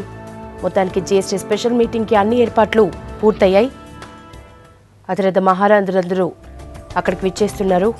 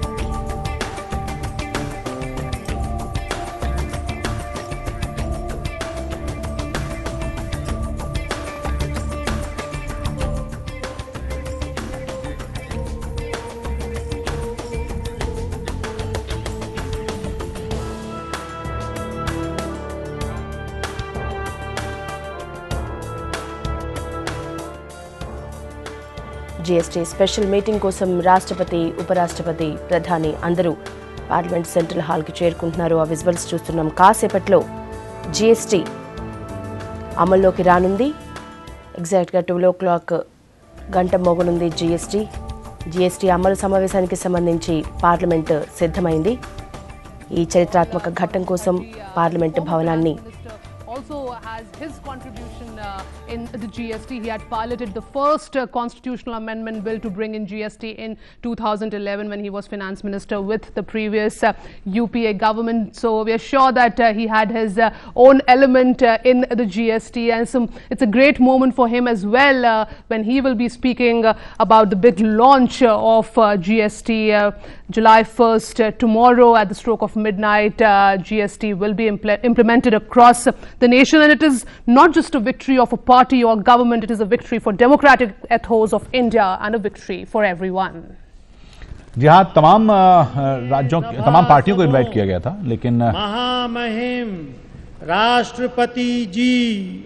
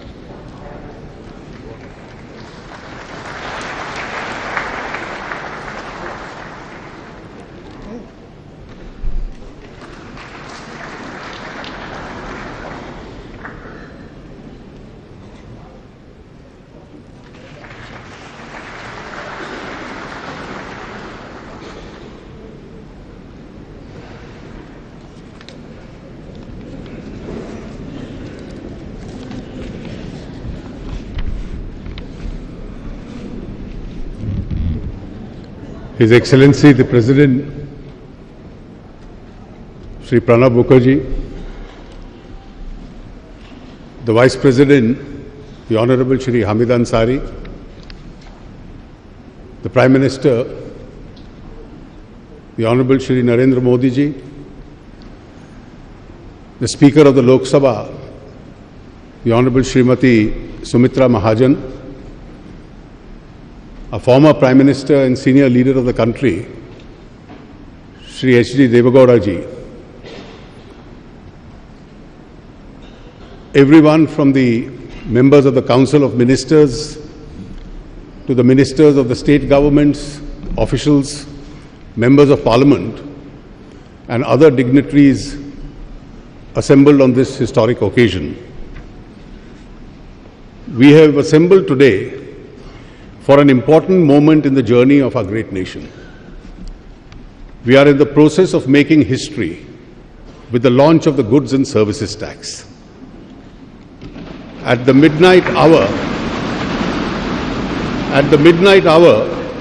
we will be launching one of India's biggest and most ambitious tax and economic reforms in history. The GST may be a destination tax, but for India it will begin altogether a new journey. It's a journey where India will awake to limitless possibilities, to expand its economic horizons and loftier political visions. The old India was economically fragmented. The new India will create one tax, one market, and for one nation. It will be an India where the center and the states work together cooperatively and harmoniously towards the common goal of shared prosperity. It will be an India which will write a new destiny. The GST is an important achievement for the whole country. The unanimity of support for the Constitution Amendment and the consensus-based work of the GST Council highlights that India can rise above narrow politics and speak in one voice for larger national interest. The quality and the maturity of the debate leading to the Constitution Amendment and in the GST Council underscores this point, that India can collectively think and act with maturity for a broader purpose. The Constitution says that India is a union of states. The union is strong if both the states and the center are strong. That is the real meaning of cooperative federalism. While enacting the GST, neither the center nor the states give up their sovereignty. They have pooled their sovereignty to make joint decisions on indirect taxation. In a large and complex federal system of multi-party democracy, with the center, 29 states, 2 union territories with legislatures, and a wide divergent interest, we have implemented a constitution amendment and brought in a large tax reform, displaying a high point of Indian politics. We have done this at a time when the world is facing slow growth, isolationism, and the lack of structural reforms. With the GST, India has showcased that these forces can be overcome through the display of inclusion, openness, and boldness. For this, all members of Parliament, the state governments, all political parties, state finance ministers, and a dedicated team of officers of the centre and the state governments who contributed to this deserve to be appreciated and thanked. राष्ट्रपति जी, ये जो यात्रा थी, आप इसके सबसे प्रमुख गवाह हैं कि लगभग 15 वर्ष से पहले आरंभ हुई थी। NDA 1 सरकार ने एक समिति की रचना की थी, जिसके अध्यक्ष श्री विजय केलकर आज इस सभागार में मौजूद हैं। उन्होंने सन 2003 में एक ऐतिहासिक रिपोर्ट दी थी कि इस देश के अंदर एक वैल्यू बेस्ड टैक्सेशन GST के नाम से आरंभ किया जाए। 2006 के बजट में यूपीए सरकार ने घोषणा की थी कि 2010 तक इसको लागू करने का प्रयास होगा,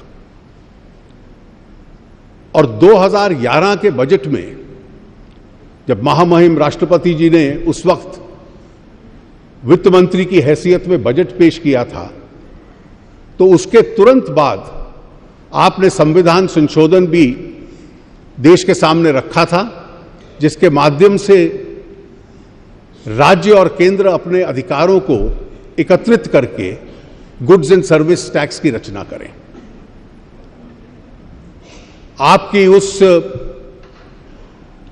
संविधान संशोधन के बाद पार्लियामेंट की स्टैंडिंग कमेटी, उसने बहुत योगदान लायक सुझाव दिए थे। यशवंत सिन्हा जी आज मौजूद हैं इस सभागार में, वो उसके अध्यक्ष थे, और उसका सबसे महत्वपूर्ण सिफारिशों में से एक थी कि GST काउंसिल की रचना की जाए, जिसमें 1/3 वोट केंद्र का होगा, 2/3 वोट राज्यों के होंगे, लेकिन निर्णय करने के लिए 3/4 बहुमत की आवश्यकता है। स्टैंडिंग कमेटी के उस निर्णय का यह असर था कि केंद्र और राज्यों को संवैधानिक दृष्टि से इकट्ठा काम करने के लिए मजबूर किया गया और जीएसटी काउंसिल में जो एक प्रकार से कंसेंसस बना, उसमें इसका एक बहुत बड़ा योगदान स्टैंडिंग कमेटी के उस सुझाव का था। एक पैरेलल रचना राज्यों के वित्त मंत्रियों की थी, एक एम्पावर्ड कमेटी थी, और समय समय पर हर सरकार ने एक परंपरा बनाई कि किसी विरोधी पक्ष के दल की जिस राज्य की सरकार हो, उसका कोई वित्त मंत्री उस एम्पावर्ड कमेटी का अध्यक्ष रहे। पहले अध्यक्ष डॉक्टर असीम दास गुप्ता हमारे बीच में हैं और बहुत वर्षों तक देश में उन्होंने कंसेंसस बनाने का एक बहुत बड़ा काम किया। मुझे स्वयं उनका आभार इसलिए भी व्यक्त करना है कि मुझे पहली शिक्षा जीएसटी पे उनसे ही मिली थी, एक बैठक में।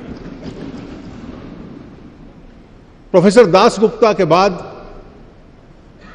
जम्मू कश्मीर के श्री अब्दुल रहीम राठौर, श्री सुशील मोदी, उसके बाद केरल के Shri K M Mani, I think mister Mani is also here, और फिर बंगाल के डॉक्टर अमित मित्रा।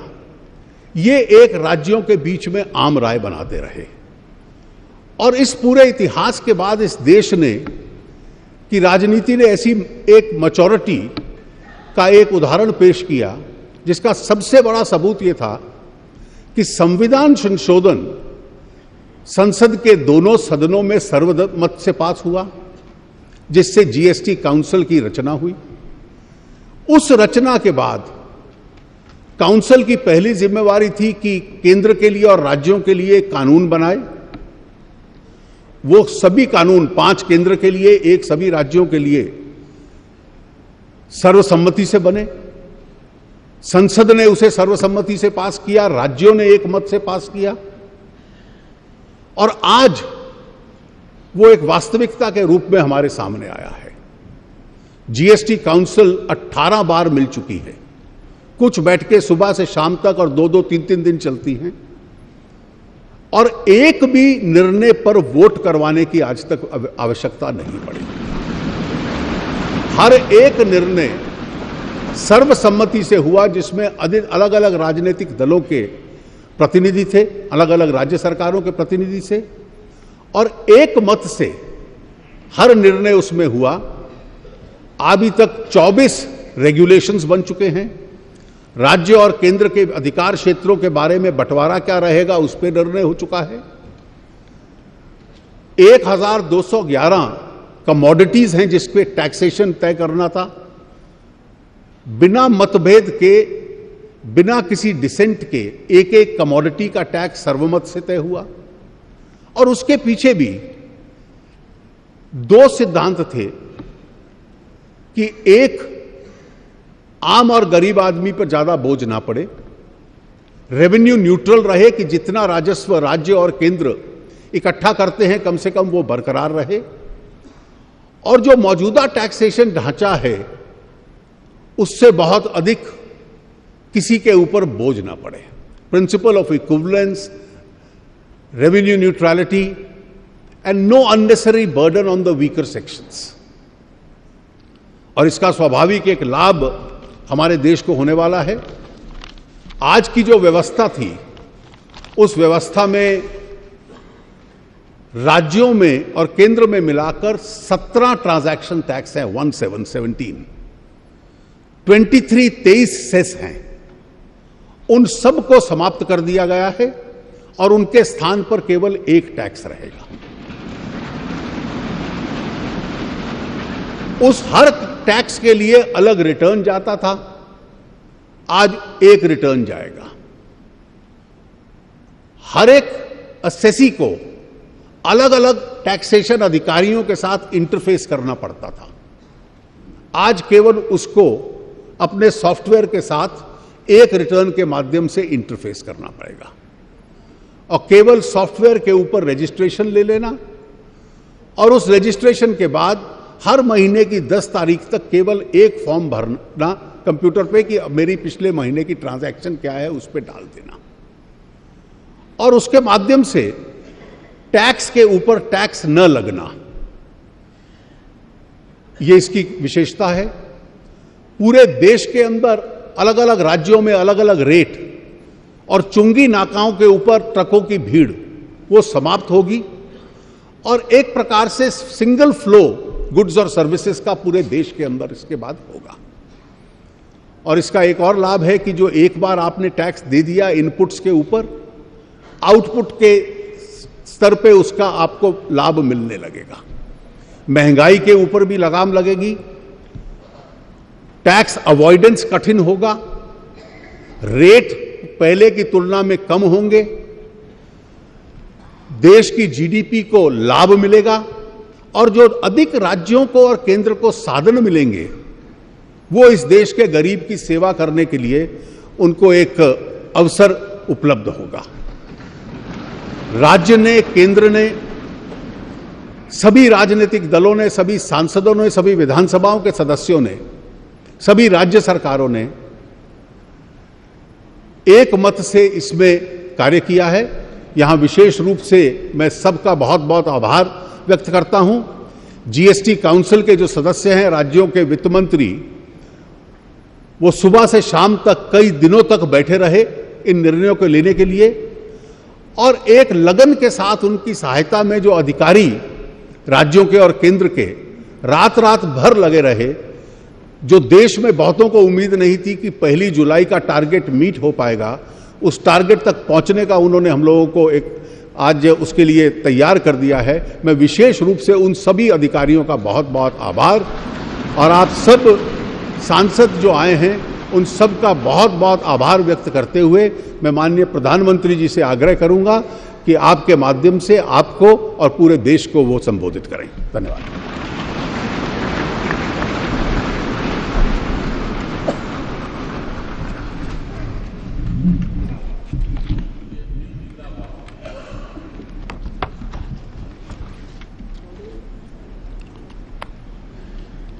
आदरणीय राष्ट्रपति जी, आदरणीय उपराष्ट्रपति जी, लोकसभा के अध्यक्षा जी, पूर्व प्रधानमंत्री आदरणीय देवगौड़ा जी, मंत्रिपरिषद के मेरे साथी, सदन के सभी सम्मानित सदस्यगण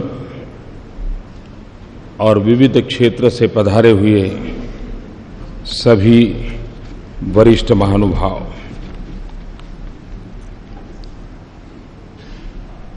राष्ट्र के निर्माण में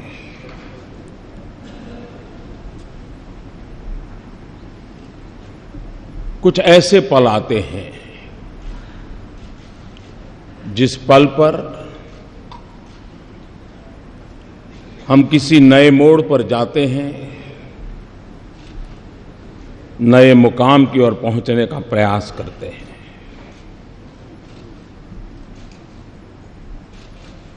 आज इस मध्यरात्रि के समय हम सब मिलकर के देश का आगे का मार्ग सुनिश्चित करने जा रहे हैं।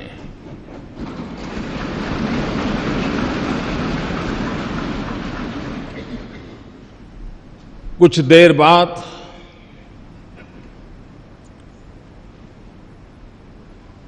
देश एक नई व्यवस्था के ओर चल पड़ेगा। 125 करोड़ देशवासी इस ऐतिहासिक घटना के साक्षी हैं।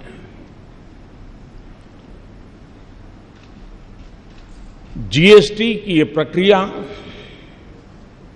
ये सिर्फ अर्थव्यवस्था के दायरे तक सीमित है ऐसा मैं नहीं मानता। पिछले कई वर्षों से अलग अलग महानुभावों के मार्गदर्शन में, नेतृत्व में, अलग अलग टीमों के द्वारा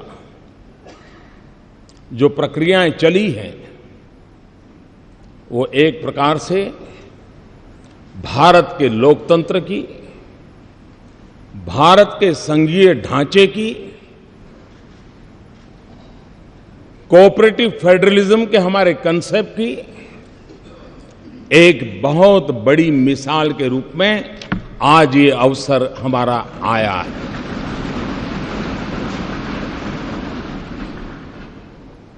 इस पवित्र अवसर पर आप सब अपना बहुमूल्य समय निकाल करके आए हैं।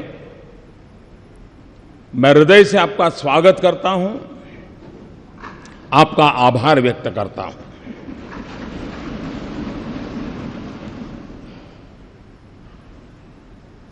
ये जो दिशा हम सब ने निर्धारित की है, जो रास्ता हमने चुना है, जिस व्यवस्था को हमने विकसित किया है, यह किसी एक दल की सिद्धि नहीं है। यह किसी एक सरकार की सिद्धि नहीं है। ये हम सबकी सांझी विरासत है। हम सबके सांझे प्रयासों का परिणाम है। और रात्रि को 12 बजे इस सेंट्रल हॉल में हम एकत्र आए हैं। यह वो जगह है जिस जगह पे इस राष्ट्र के अनेक महापुरुषों के पद चिन्हों से इस जगह ने अपने आप को पावन किया हुआ है। ऐसी पवित्र जगह पर हम बैठे हैं और इसलिए आज सेंट्रल हॉल की इस घटना के साथ हम याद करते हैं 9 दिसंबर 1946 संविधान सभा की पहली बैठक का ये सभागृह साक्षी है। हम उस स्थान पर बैठे हैं जब संविधान सभा की प्रथम बैठक हुई। पंडित जवाहरलाल नेहरू, मौलाना अब्दुल कलाम आजाद, सरदार वल्लभ भाई पटेल, बाबा साहब आम्बेडकर, आचार्य कृपलानी, डॉक्टर राजेंद्र बाबू, सरोजिनी नायडू, ये सब महापुरुष पहली कतार में बैठे हुए थे। उस सदन में जहां कभी 14 अगस्त 1947 रात को 12 बजे देश की स्वतंत्रता की उस पवित्र महान घटना, ये स्थान उनका साक्ष्य है। 26 नवंबर 1949 देश ने संविधान को स्वीकार किया। यही जगह उस महान घटना का भी साक्षी के रूप में है। और आज वर्षों के बाद एक नई अर्थव्यवस्था के लिए, संघीय ढांचे की एक नई ताकत के लिए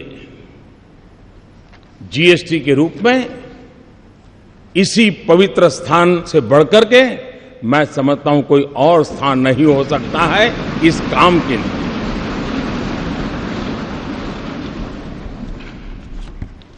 संविधान का मंथन 2 साल 11 महीने और 17 दिन तक चला था। हिंदुस्तान के कोने कोने से विद्वत जन उस बहस में हिस्सा लेते थे। वाद विवाद होते थे, राजी नाराजी होती थी, सब मिलकर के बहस करते थे, रास्ते खोजते थे, कभी इस पार कभी उस पार नहीं जा पाए तो बीच का रास्ता खोज करके चलने का प्रयास करते थे। ठीक उसी तरह ये जीएसटी भी एक लंबी विचार प्रक्रिया का परिणाम है। सभी राज्य समान रूप से, केंद्र सरकार उसी की बराबरी में और सालों तक चर्चा की है। संसद में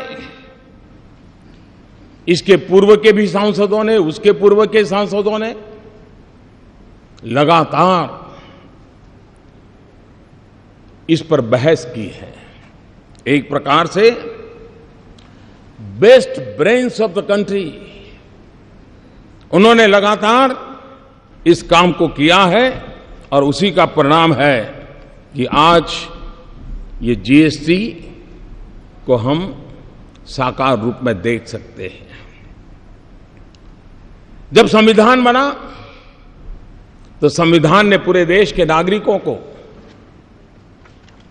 समान अवसर, समान अधिकार, उसके लिए सुनिश्चित व्यवस्था खड़ी करती थी।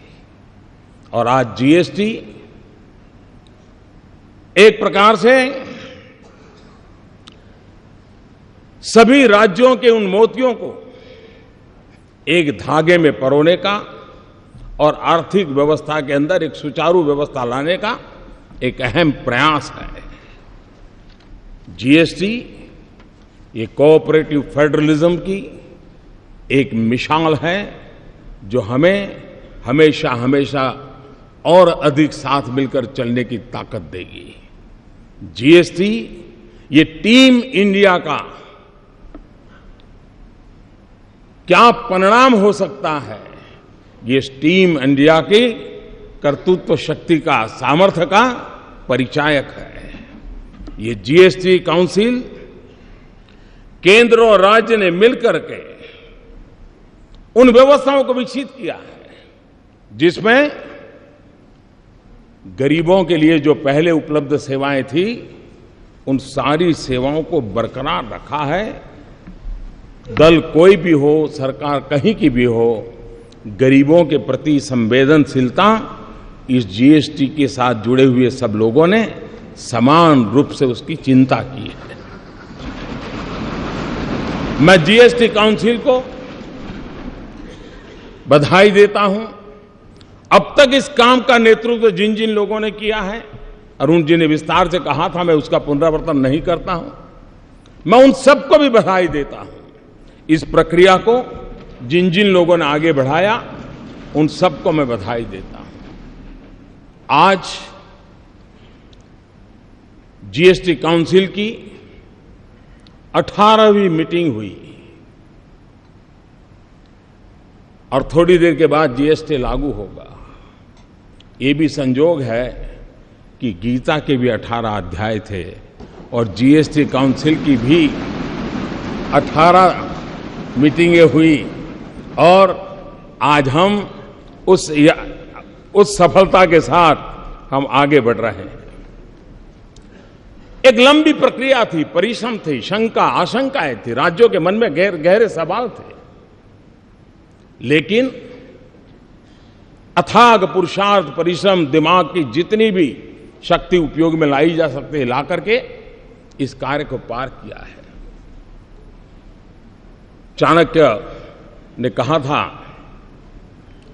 यद्दुरम यद्दुराद्यम यच्च दुरे व्यवस्थितम तत्सर्वम तपसा साध्यम तपो ही दुर्ति क्रमम।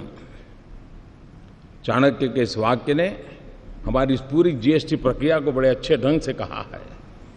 कोई वस्तु कितनी ही दूर क्यों न हो, उसका मिलना कितना ही कठिन क्यों न हो, वो पहुंच से कितनी ही बाहर क्यों न हो, कठिन तपस्या और परिश्रम से उसे भी प्राप्त किया जा सकता है और ये आज हुआ है।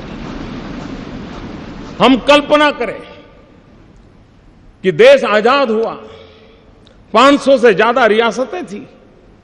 अगर सरदार वल्लभ भाई पटेल ने इन रियासतों को मिलाकर के देश को एक न किया होता, देश का एकीकरण न किया होता, तो भारत का राजनीतिक मानचित्र कैसा होता, कैसा बिखराव होता। आजादी होती लेकिन देश का वो मानचित्र कैसा होता।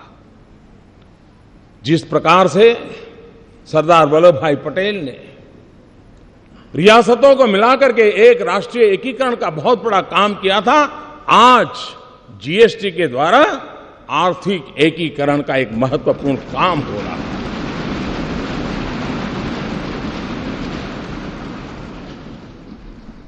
29 राज्य, 7 केंद्र शासित प्रदेश,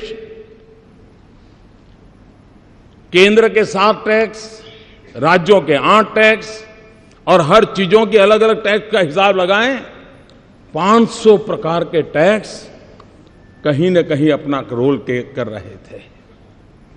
आज उन सब से मुक्ति पाकर के अब गंगानगर से लेकर के ईटानगर तक, लेह से लेकर के लक्षद्वीप तक, वन नेशन वन टैक्स, ये सपना हमारा साकार होके रहेगा।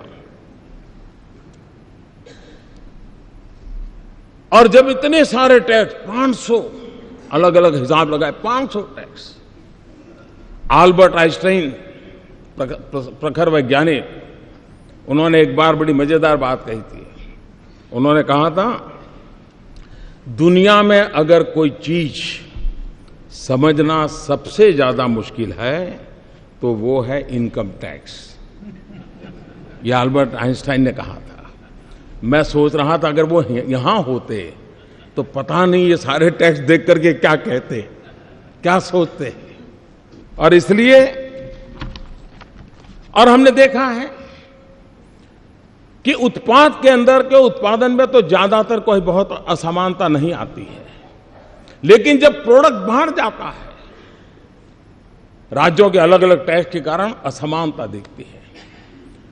एक ही चीज दिल्ली में एक दाम होगा, 25-30 किलोमीटर दूर गुरुग्राम में दूसरा लगेगा, और उधर नोएडा में गए तो तीसरा होगा। क्यों? क्योंकि हरियाणा का टैक्स अलग, उत्तर प्रदेश का टैक्स अगर, दिल्ली का टैक्स अलग। इन सारी विविधताओं के कारण सामान्य नागरिक के मन में सवाल उठता था कि मैं गुरुग्राम जाऊं तो यही चीज मुझे इतने में मिल जाती है, मैं वही चीज नोएडा जाता हूं तो इतने में मिलती है, और दिल्ली में जाता हूं तो इतने में मिलती है। एक प्रकार से हर किसी के लिए कंफ्यूजन की स्थिति रहती थी।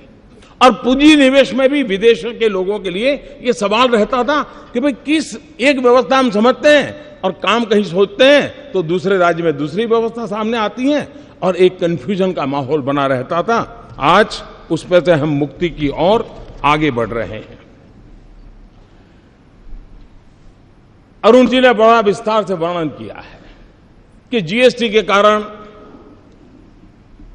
ऑक्ट्रॉय की व्यवस्था हो, एंट्री टैक्स हो, सेल टैक्स हो, वैट हो, न जाने कितनी चीजें, सारा वर्णन उन्होंने विस्तार से किया, सब खत्म हो जाएगा। हम जानते हैं कि हम एंट्री के टोल पर घंटों तक हमारे व्हीकल खड़े रहते हैं, देश का अरबों खरबों का नुकसान होता है। फ्यूल के जलने के कारण पर्यावरण का भी उतना ही नुकसान होता है। इस सारी व्यवस्थाएं सिमलेस होने के कारण एक प्रकार से उन सारी अव्यवस्थाओं में से एक मुक्ति का मार्ग हमें प्राप्त होगा।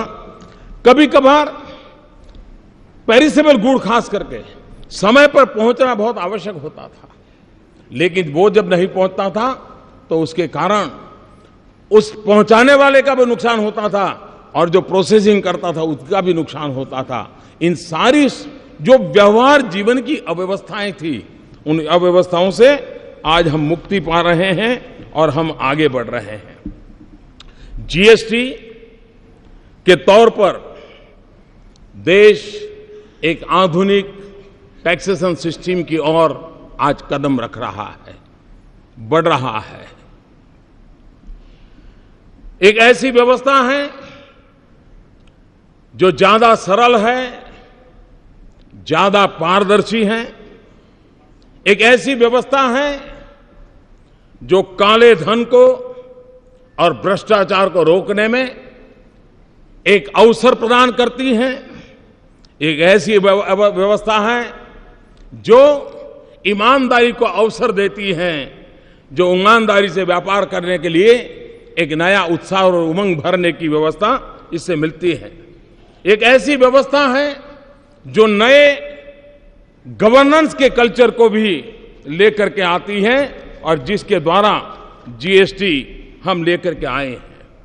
भाइयों साथियों, टैक्स टेररिज्म और इंस्पेक्टर राज, ये बात कोई नई नहीं है। सब दूर ये शब्द हम सुनते आए हैं। परेशानी भुगतने वालों से हमने उस चिंता को अनुभव किया है और जीएसटी की इस व्यवस्था के कारण, टेक्नोलॉजिकली सारा ट्रेल होने के कारण अब अफसरशाही, उसके लिए ग्रे एरिया बिल्कुल समाप्त हो रहा है।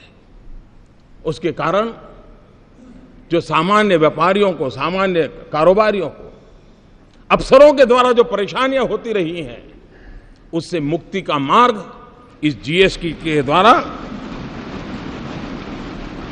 कोई ईमानदार व्यापारी बेवजह परेशान हो, वो दिन इसके साथ खत्म होने की पूरी संभावना इस जीएसटी के अंदर है।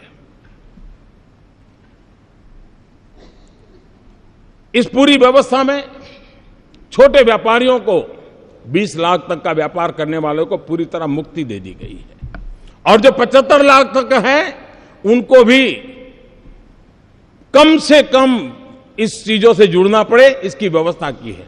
ये बात ठीक है कि स्ट्रक्चर में लाने के लिए कुछ व्यवस्थाएं की है, लेकिन वो मिनिमम व्यवस्था है, नाम मात्र की व्यवस्थाएं की गई हैं और उसके कारण सामान्य मानवी जो है उसके लिए इस नई व्यवस्था से कोई बोझ होने वाला नहीं है। साथियों, जीएसटी की व्यवस्था ये बड़ी बड़ी आर्थिक भाषा में जो बोला जाता है वहां तक सीमित नहीं है। बड़े बड़े शब्द इसके साथ जोड़े जाते हैं, लेकिन अगर सरल भाषा में कहूं कि देश के गरीबों के हित के लिए ये व्यवस्था सबसे ज्यादा सार्थक होने वाली है।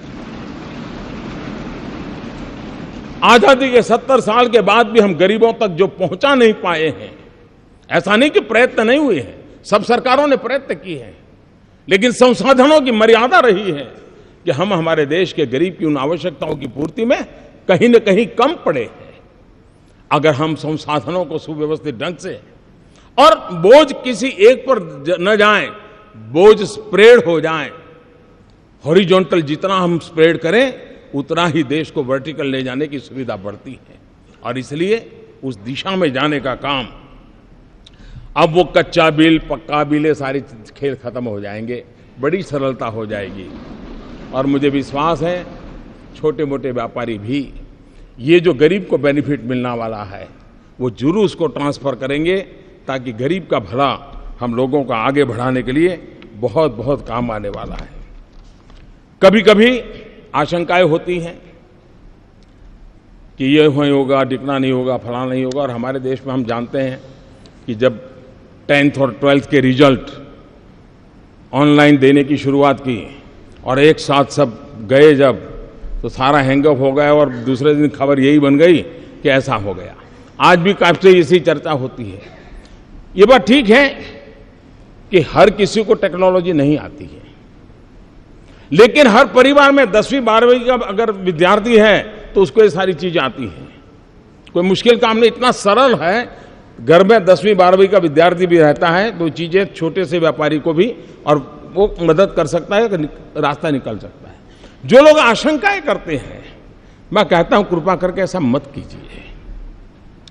अरे आपका पुराना डॉक्टर हो, आप उसी से अपनी आंखें लगातार चेक करवाते हो, वही हर बार आपके नंबर निकालता हो, आपका चश्मा बनाने वाला भी निश्चित हो, आप वहाँ आपके नंबर बनवाते हो, और फिर भी जब नया नंबर वाला चश्मा आता है तो एक आध दो दिन तो आंख ऊपर नीचे करके एडजस्ट करना पड़ता है। ये बस इतना ही है, और इसलिए थोड़ा सा हम प्रयास करेंगे, इस व्यवस्था के साथ हम आसानी से जुड़ जाएंगे। और इसलिए मैं आपसे आग्रह करता हूं कि अफवाहों के बाजार को बंद करें, और अब जब देश चल पड़ा है तो सफल कैसे हो, देश के गरीब जनों की भलाई के लिए कैसे काम हो, उस पर हम दे करके चलें। और तब जाकर के जीएसटी की इस निर्णय का वैश्विक इकोनॉमिक वर्ल्ड में एक बहुत सकारात्मक प्रभाव हुआ है। भारत में जो पूंजी निवेश करना चाहते हैं उनके लिए भी एक प्रकार की व्यवस्था बहुत आसानी से वो समझ पाते हैं और उसको चला पाते हैं। मैं समझता हूं भारत में और आज दुनिया का एक प्रिय डेस्टिनेशन के रूप में, निवेश के लिए प्रिय डेस्टिनेशन के रूप में भारत को हर प्रकार से स्वीकृति मिली है। और इसके लिए मैं समझता हूं कि एक अच्छी सुविधा विश्व व्यापार से जुड़े हुए लोगों को भी भारत के साथ व्यापार करने की मिलेगी। जीएसटी एक ऐसा कैटालिस्ट है जो देश के व्यापार को, उसमें जो असंतुलन है उस असंतुलन को खत्म करेगा। जीएसटी एक ऐसा कैटालिस्ट है जिससे एक्सपोर्ट प्रमोशन को भी बहुत बल मिलेगा। और जीएसटी एक वो व्यवस्था है जिसके कारण आज हिंदुस्तान में जो राज्य ठीक से विकसित हुए हैं उनको विकास के अवसर तुरंत मिलते हैं, लेकिन जो राज्य पीछे रह गए हैं उनको वो अवसर तलाशने में बहुत दम गूंथना पड़ता है। उन राज्यों का कोई दोष नहीं है, प्राकृतिक संपदा से समृद्ध है। हमारा बिहार देखे, हमारा पूर्वी उत्तर प्रदेश देखे, हमारा पश्चिम बंगाल देखे, हमारे नॉर्थ ईस्ट के देखे, हमारा उड़ीसा देखे, संसाधन प्राकृतिक संसाधनों से भरे पड़े हैं। लेकिन अगर उनको ये व्यवस्था, जब जिस एक कानून की व्यवस्था मिल जाएगी, मैं साफ देख रहा हूं कि हिंदुस्तान का पूर्वी हिस्सा के विकास की में जो कुछ भी कमी रह गई है उसको पूरा करने का सबसे बड़ा अवसर इसे मिलने वाला है। हिंदुस्तान के सभी राज्यों को विकास के समान अवसर प्राप्त होना, ये अपने आप में विकास के राह पर आगे बढ़ने का एक बहुत बड़ा अवसर है। जीएसटी एक प्रकार से जैसे हमारी रेलवे है, रेलवे केंद्र और राज्य मिलकर के चलाते हैं, फिर भी भारतीय रेल के रूप में हम देखते हैं। राज्य के अंदर स्थानीय रूप से मदद मिलती है, एक समान रूप से हम देखते हैं। हमारी सेंट्रल सर्विस के अधिकारी केंद्र और राज्यों में वितरित हैं, फिर भी दोनों तरफ से मिलकर के चला सकते हैं। एक जीएसटी ऐसी व्यवस्था है कि जिसमें पहली बार केंद्र और राज्य के लोग मिलकर के निश्चित दिशा में काम करने वाले हैं। ये अपने आप में एक भारत श्रेष्ठ भारत के लिए एक उत्तम से उत्तम व्यवस्था आज हो रही है, और जिसका प्रभाव आने वाले दिनों में आने वाली पीढ़ियां हमें गर्व के साथ स्वीकार करेगी। 2022 भारत की आजादी के 75 साल हो रहे हैं। न्यू इंडिया का सपना लेकर के हम चल पड़े हैं। 125 करोड़ देशवासी न्यू इंडिया बनाने के सपनों को लेकर के चल रहे हैं।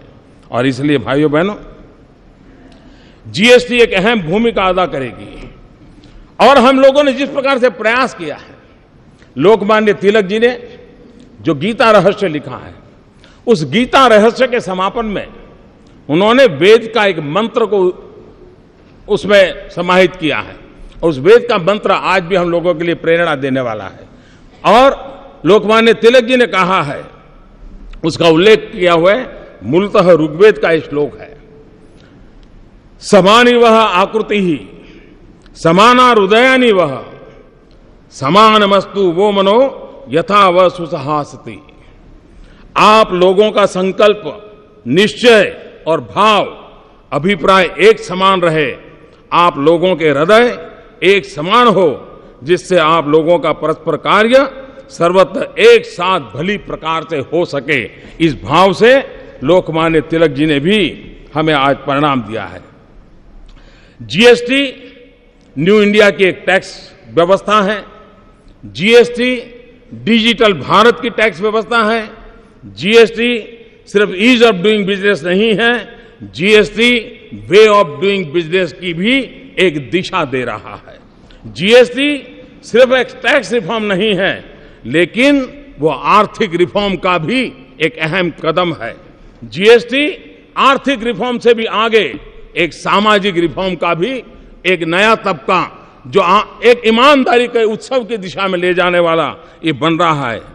कानून की भाषा में GST goods and service tax के रूप में जाना जाता है, लेकिन जीएसटी से जो लाभ मिलने वाले हैं, और इसलिए मैं ये कहूंगा कि कानून भले कहता हो कि गुड्स एंड सर्विस टैक्स, लेकिन हकीकत में ये गुड एंड सिंपल टैक्स है। और गुड इसलिए कि टैक्स पर टैक्स जो लगते थे उससे मुक्ति मिल रही है। सिंपल इसलिए है कि पूरे देश में एक ही फॉर्म होगा, एक ही व्यवस्था होगी और उसी व्यवस्था से चलने वाला है, और इसलिए उसे हमें आगे बढ़ाना है। मैं आज इस अवसर पर आदरणीय राष्ट्रपति जी ने समय निकाल करके, क्योंकि इस सारी यात्रा के वे भी एक साथी रहे, सहयात्री रहे, इसके हर पहलू को उन्होंने भली भांति देखा है, जाना है, प्रयास किया है। उनका मार्गदर्शन इस महत्वपूर्ण ऐतिहासिक घड़ी में हम सबके लिए एक बहुत बड़ी प्रेरणा का कारण बनेगा, नया उमंग और उत्साह मिलेगा, और उसको लेकर के हम आगे चलेंगे। मैं आदरणीय राष्ट्रपति जी से मैं उनका बहुत आभारी हूं कि वो आज आए हम सबका मार्गदर्शन करने के लिए, और उनकी बातें हम सबको एक नई प्रेरणा देती रहेगी। इसी एक भाव के साथ मैं फिर एक बार इस प्रयत्न के साथ जुड़े हुए हर किसी का आभार व्यक्त करते हुए मेरी वाणी को विराम देता हूं, और श्रद्धेय राष्ट्रपति जी से आग्रह करता हूं कि वो हमारा मार्गदर्शन करें।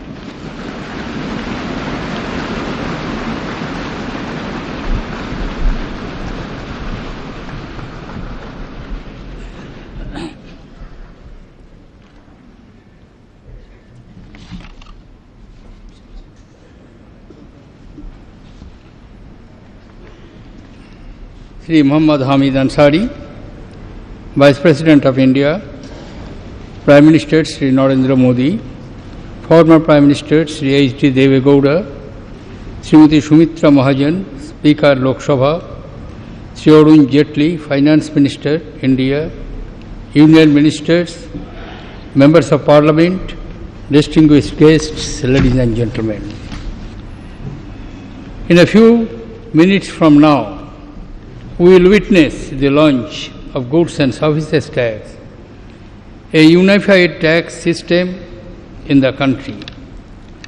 This historic moment is the culmination of a 14-year-long journey which began in December 2002 when the Calcutta Task Force on Indirect Taxes suggested a comprehensive goods and service tax based on the value-added tax principle.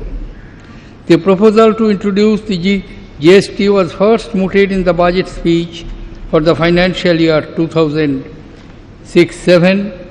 Since the proposal involved restructuring and reform of not only the indirect taxes levied by the centre but also the states, the responsibility of preparing a design and plan of action for the implementation of GST was assigned to the empowered committee of state finance ministers which had been formed earlier for the implementation of the value-added tax.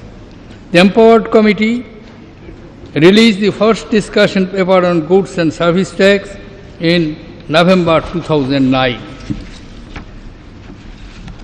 Friends, ladies and gentlemen, the introduction of GST is a momentous event for the nation. It is also a moment of some satisfaction for me personally, because as Finance Minister, I had introduced the Constitution Amendment Bill on 22nd March 2011. I was closely involved in the design and implementation and the occasion to meet the Empowered Committee of State Finance Ministers formally and informally as many as 16 times. I also met the Chief Ministers of Gujarat, Bihar, Andhra Pradesh and Maharashtra a number of times, and I have a vivid recollection of those meetings and the various matters that were raised, given the magnitude of the task which spans constitutional, legal, economic and administrative spheres. It was not a surprise that there were many contentious issues. Yet, I found both in these meetings and in many interactions with chief ministers, finance ministers and officers of state that most of them had a constructive approach and an underlying commitment to the introduction of GST. I therefore remained confident that GST was a matter of time and it would eventually be implemented. My confidence stood justified when on the 8th September of 2016, after the bill was passed by both the houses of parliament and more than 50% of state legislatures, I had the privilege of giving assent to the Constitution 101st Amendment Act. Friends, after the amendment of the Constitution, the GST Council has been constituted as per the provisions of Article 279A of the Constitution. The Council, which is responsible for making all recommendations of the Union of States in respect of GST, such as model laws, rates, exemptions, is unique in our Constitution. It is a joint forum of the centre and the states, where neither the centre nor the states can, without the support of the other, take any decision. Though an elaborate voting structure has been built into the decision-making process of the Council in the Constitution, it is remarkable that 18 meetings held so far, all decisions have been taken by consensus in the Council. I congratulate them. There were apprehensions whether the task of fixing rates for thousands of items could be accomplished by the GST Council, given the wide variations across states. The Council has pleasantly surprised every one of us by completing its task on time. Friends, the new era in taxation, which we are about to initiate in a few minutes, is the result of broad consensus arrived at between the centre and states. This consensus took not only time but also effort to build. The effort came from persons across the political spectrum who set aside narrow partisan considerations and put the nation's interest first. It is a tribute to the maturity and wisdom of India's democracy. Friends, even for a person like me, who has been intimately involved in matters of taxation and finance, the scope of the change we are undertaking is truly breathtaking. Central excise duty has a long history. During my different tenures as finance ministers, it has always been one of the largest contributors to the central exchequer. Service tax is relatively new, but has grown very rapidly in revenue terms. Except for a few goods outside the purview of goods and services tax, both of these will now disappear along with the additional customs duty special additional duty of customs, and numerous cesses and surcharges. Central sales tax on interstate will cease for goods falling under the Goods and Services Act. At the state level, the enormity of the change is not less. The major taxes being subsumed are value-added tax, sales tax, entry tax, taxes on advertisement, and luxury tax, along with the state level entertainment tax and numerous cess and surcharges. Ladies and gentlemen, GST will also make our exports more competitive and also provide a level playing field to domestic industry to compete with imports. Currently, due to cascading, our exports still carry some embedded taxes, making them less competitive. Similarly, the hidden effect of cascading means that the total tax incidence on domestic industry is not transparent. Under GST, the tax incidence will be transparent, enabling full removal of tax burden on exports and full incidence of domestic taxes on imports. Ladies and gentlemen, I am told that GST will be administered through a modern world-class information technology system.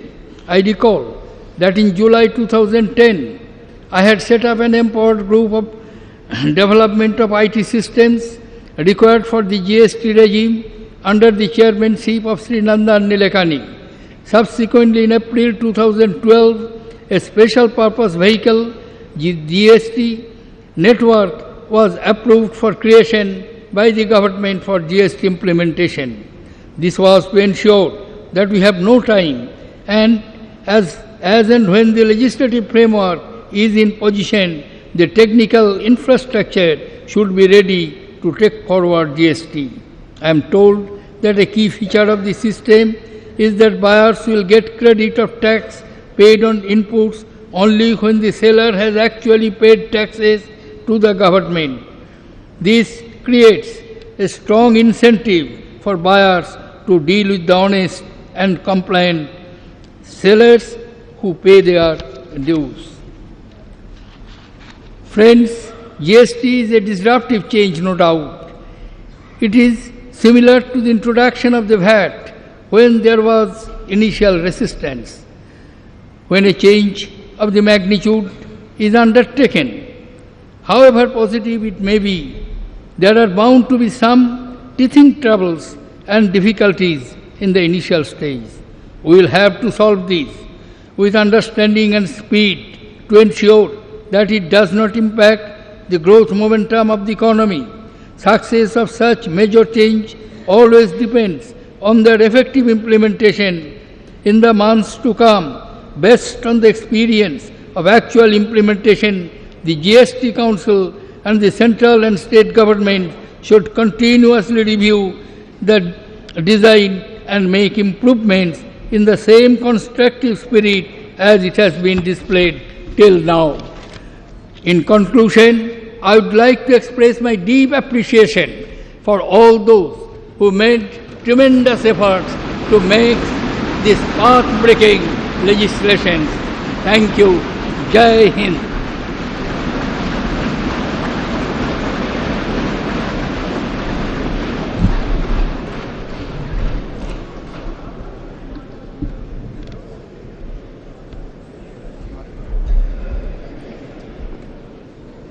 May I request the Honorable Rashtrapati Ji and the Prime Minister and other dignitaries to come up and press the button and officially launch the GST.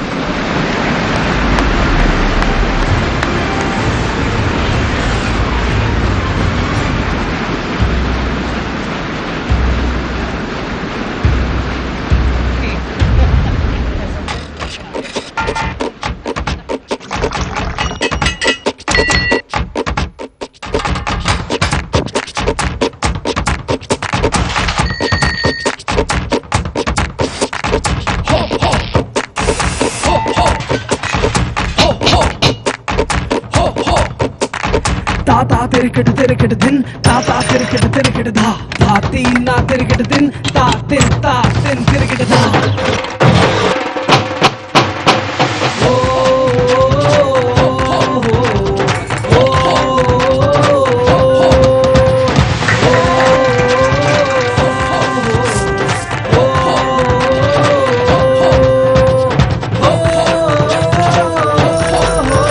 गरीबों का उद्धार, तेज विकास GST से। GST, good and simple tax.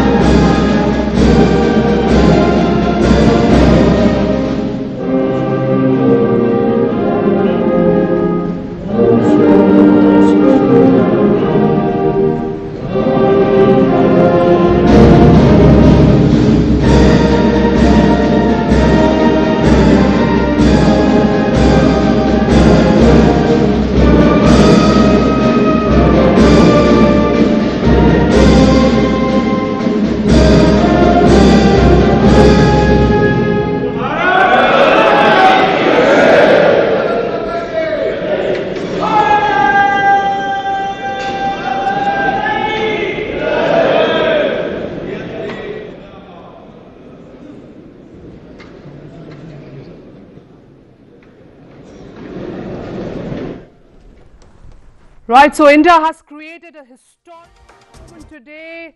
GST is here. Finance Minister, Prime Minister Modi and President Pranab Mukherjee, everyone cited the significant benefits of GST, the fact that GST will spur investment, promote exports and also bridge regional disparities between different states. Finance Minister Arun Jaitley wholeheartedly expressed his gratitude to all the states, to all the chief ministers and finance ministers of different states for really promoting this enormous model of cooperative federalism.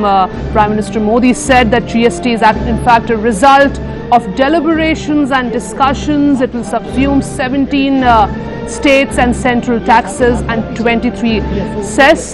Prime Minister Modi also said it's important to be optimistic. It will initially, there will be challenges, the fact that digital literacy in the country is still very limited, but he said we need to be optimistic. Any change takes time. बिल्कुल 1947 के यानी कह सकते हैं 15 अगस्त 14 और 15 अगस्त की उस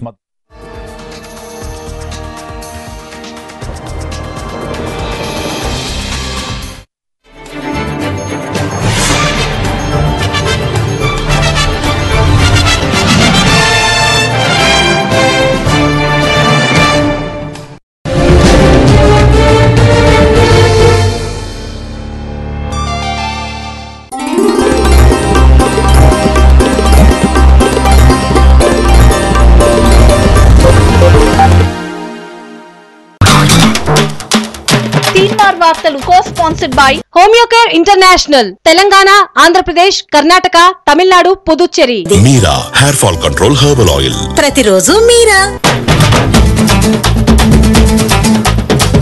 वही आपका फाइनल GSTI नंबर बनने वाला है, तो नंबर में आपका कोई फर्क नहीं पड़ने वाला है। सिर्फ इतना ही है कि 3 महीने के अंदर अगर आपने वो पेपर नहीं दिए तो प्रोविजनल नंबर आपका कैंसिल हो सकता है। तो 3 महीने तक आप उसको प्रोविजनल नंबर को यूज़ करके आगे बढ़ सकते हैं, उसमें व्यापार कर सकते हैं, उसमें कोई दिक्कत नहीं है। दूसरा कि इनवॉइस भी, आप इनवॉइस के बारे में बहुत सारे प्रश्न पूछे गए कि किस तरह का इनवॉइस मैं यूज़ करूँगा।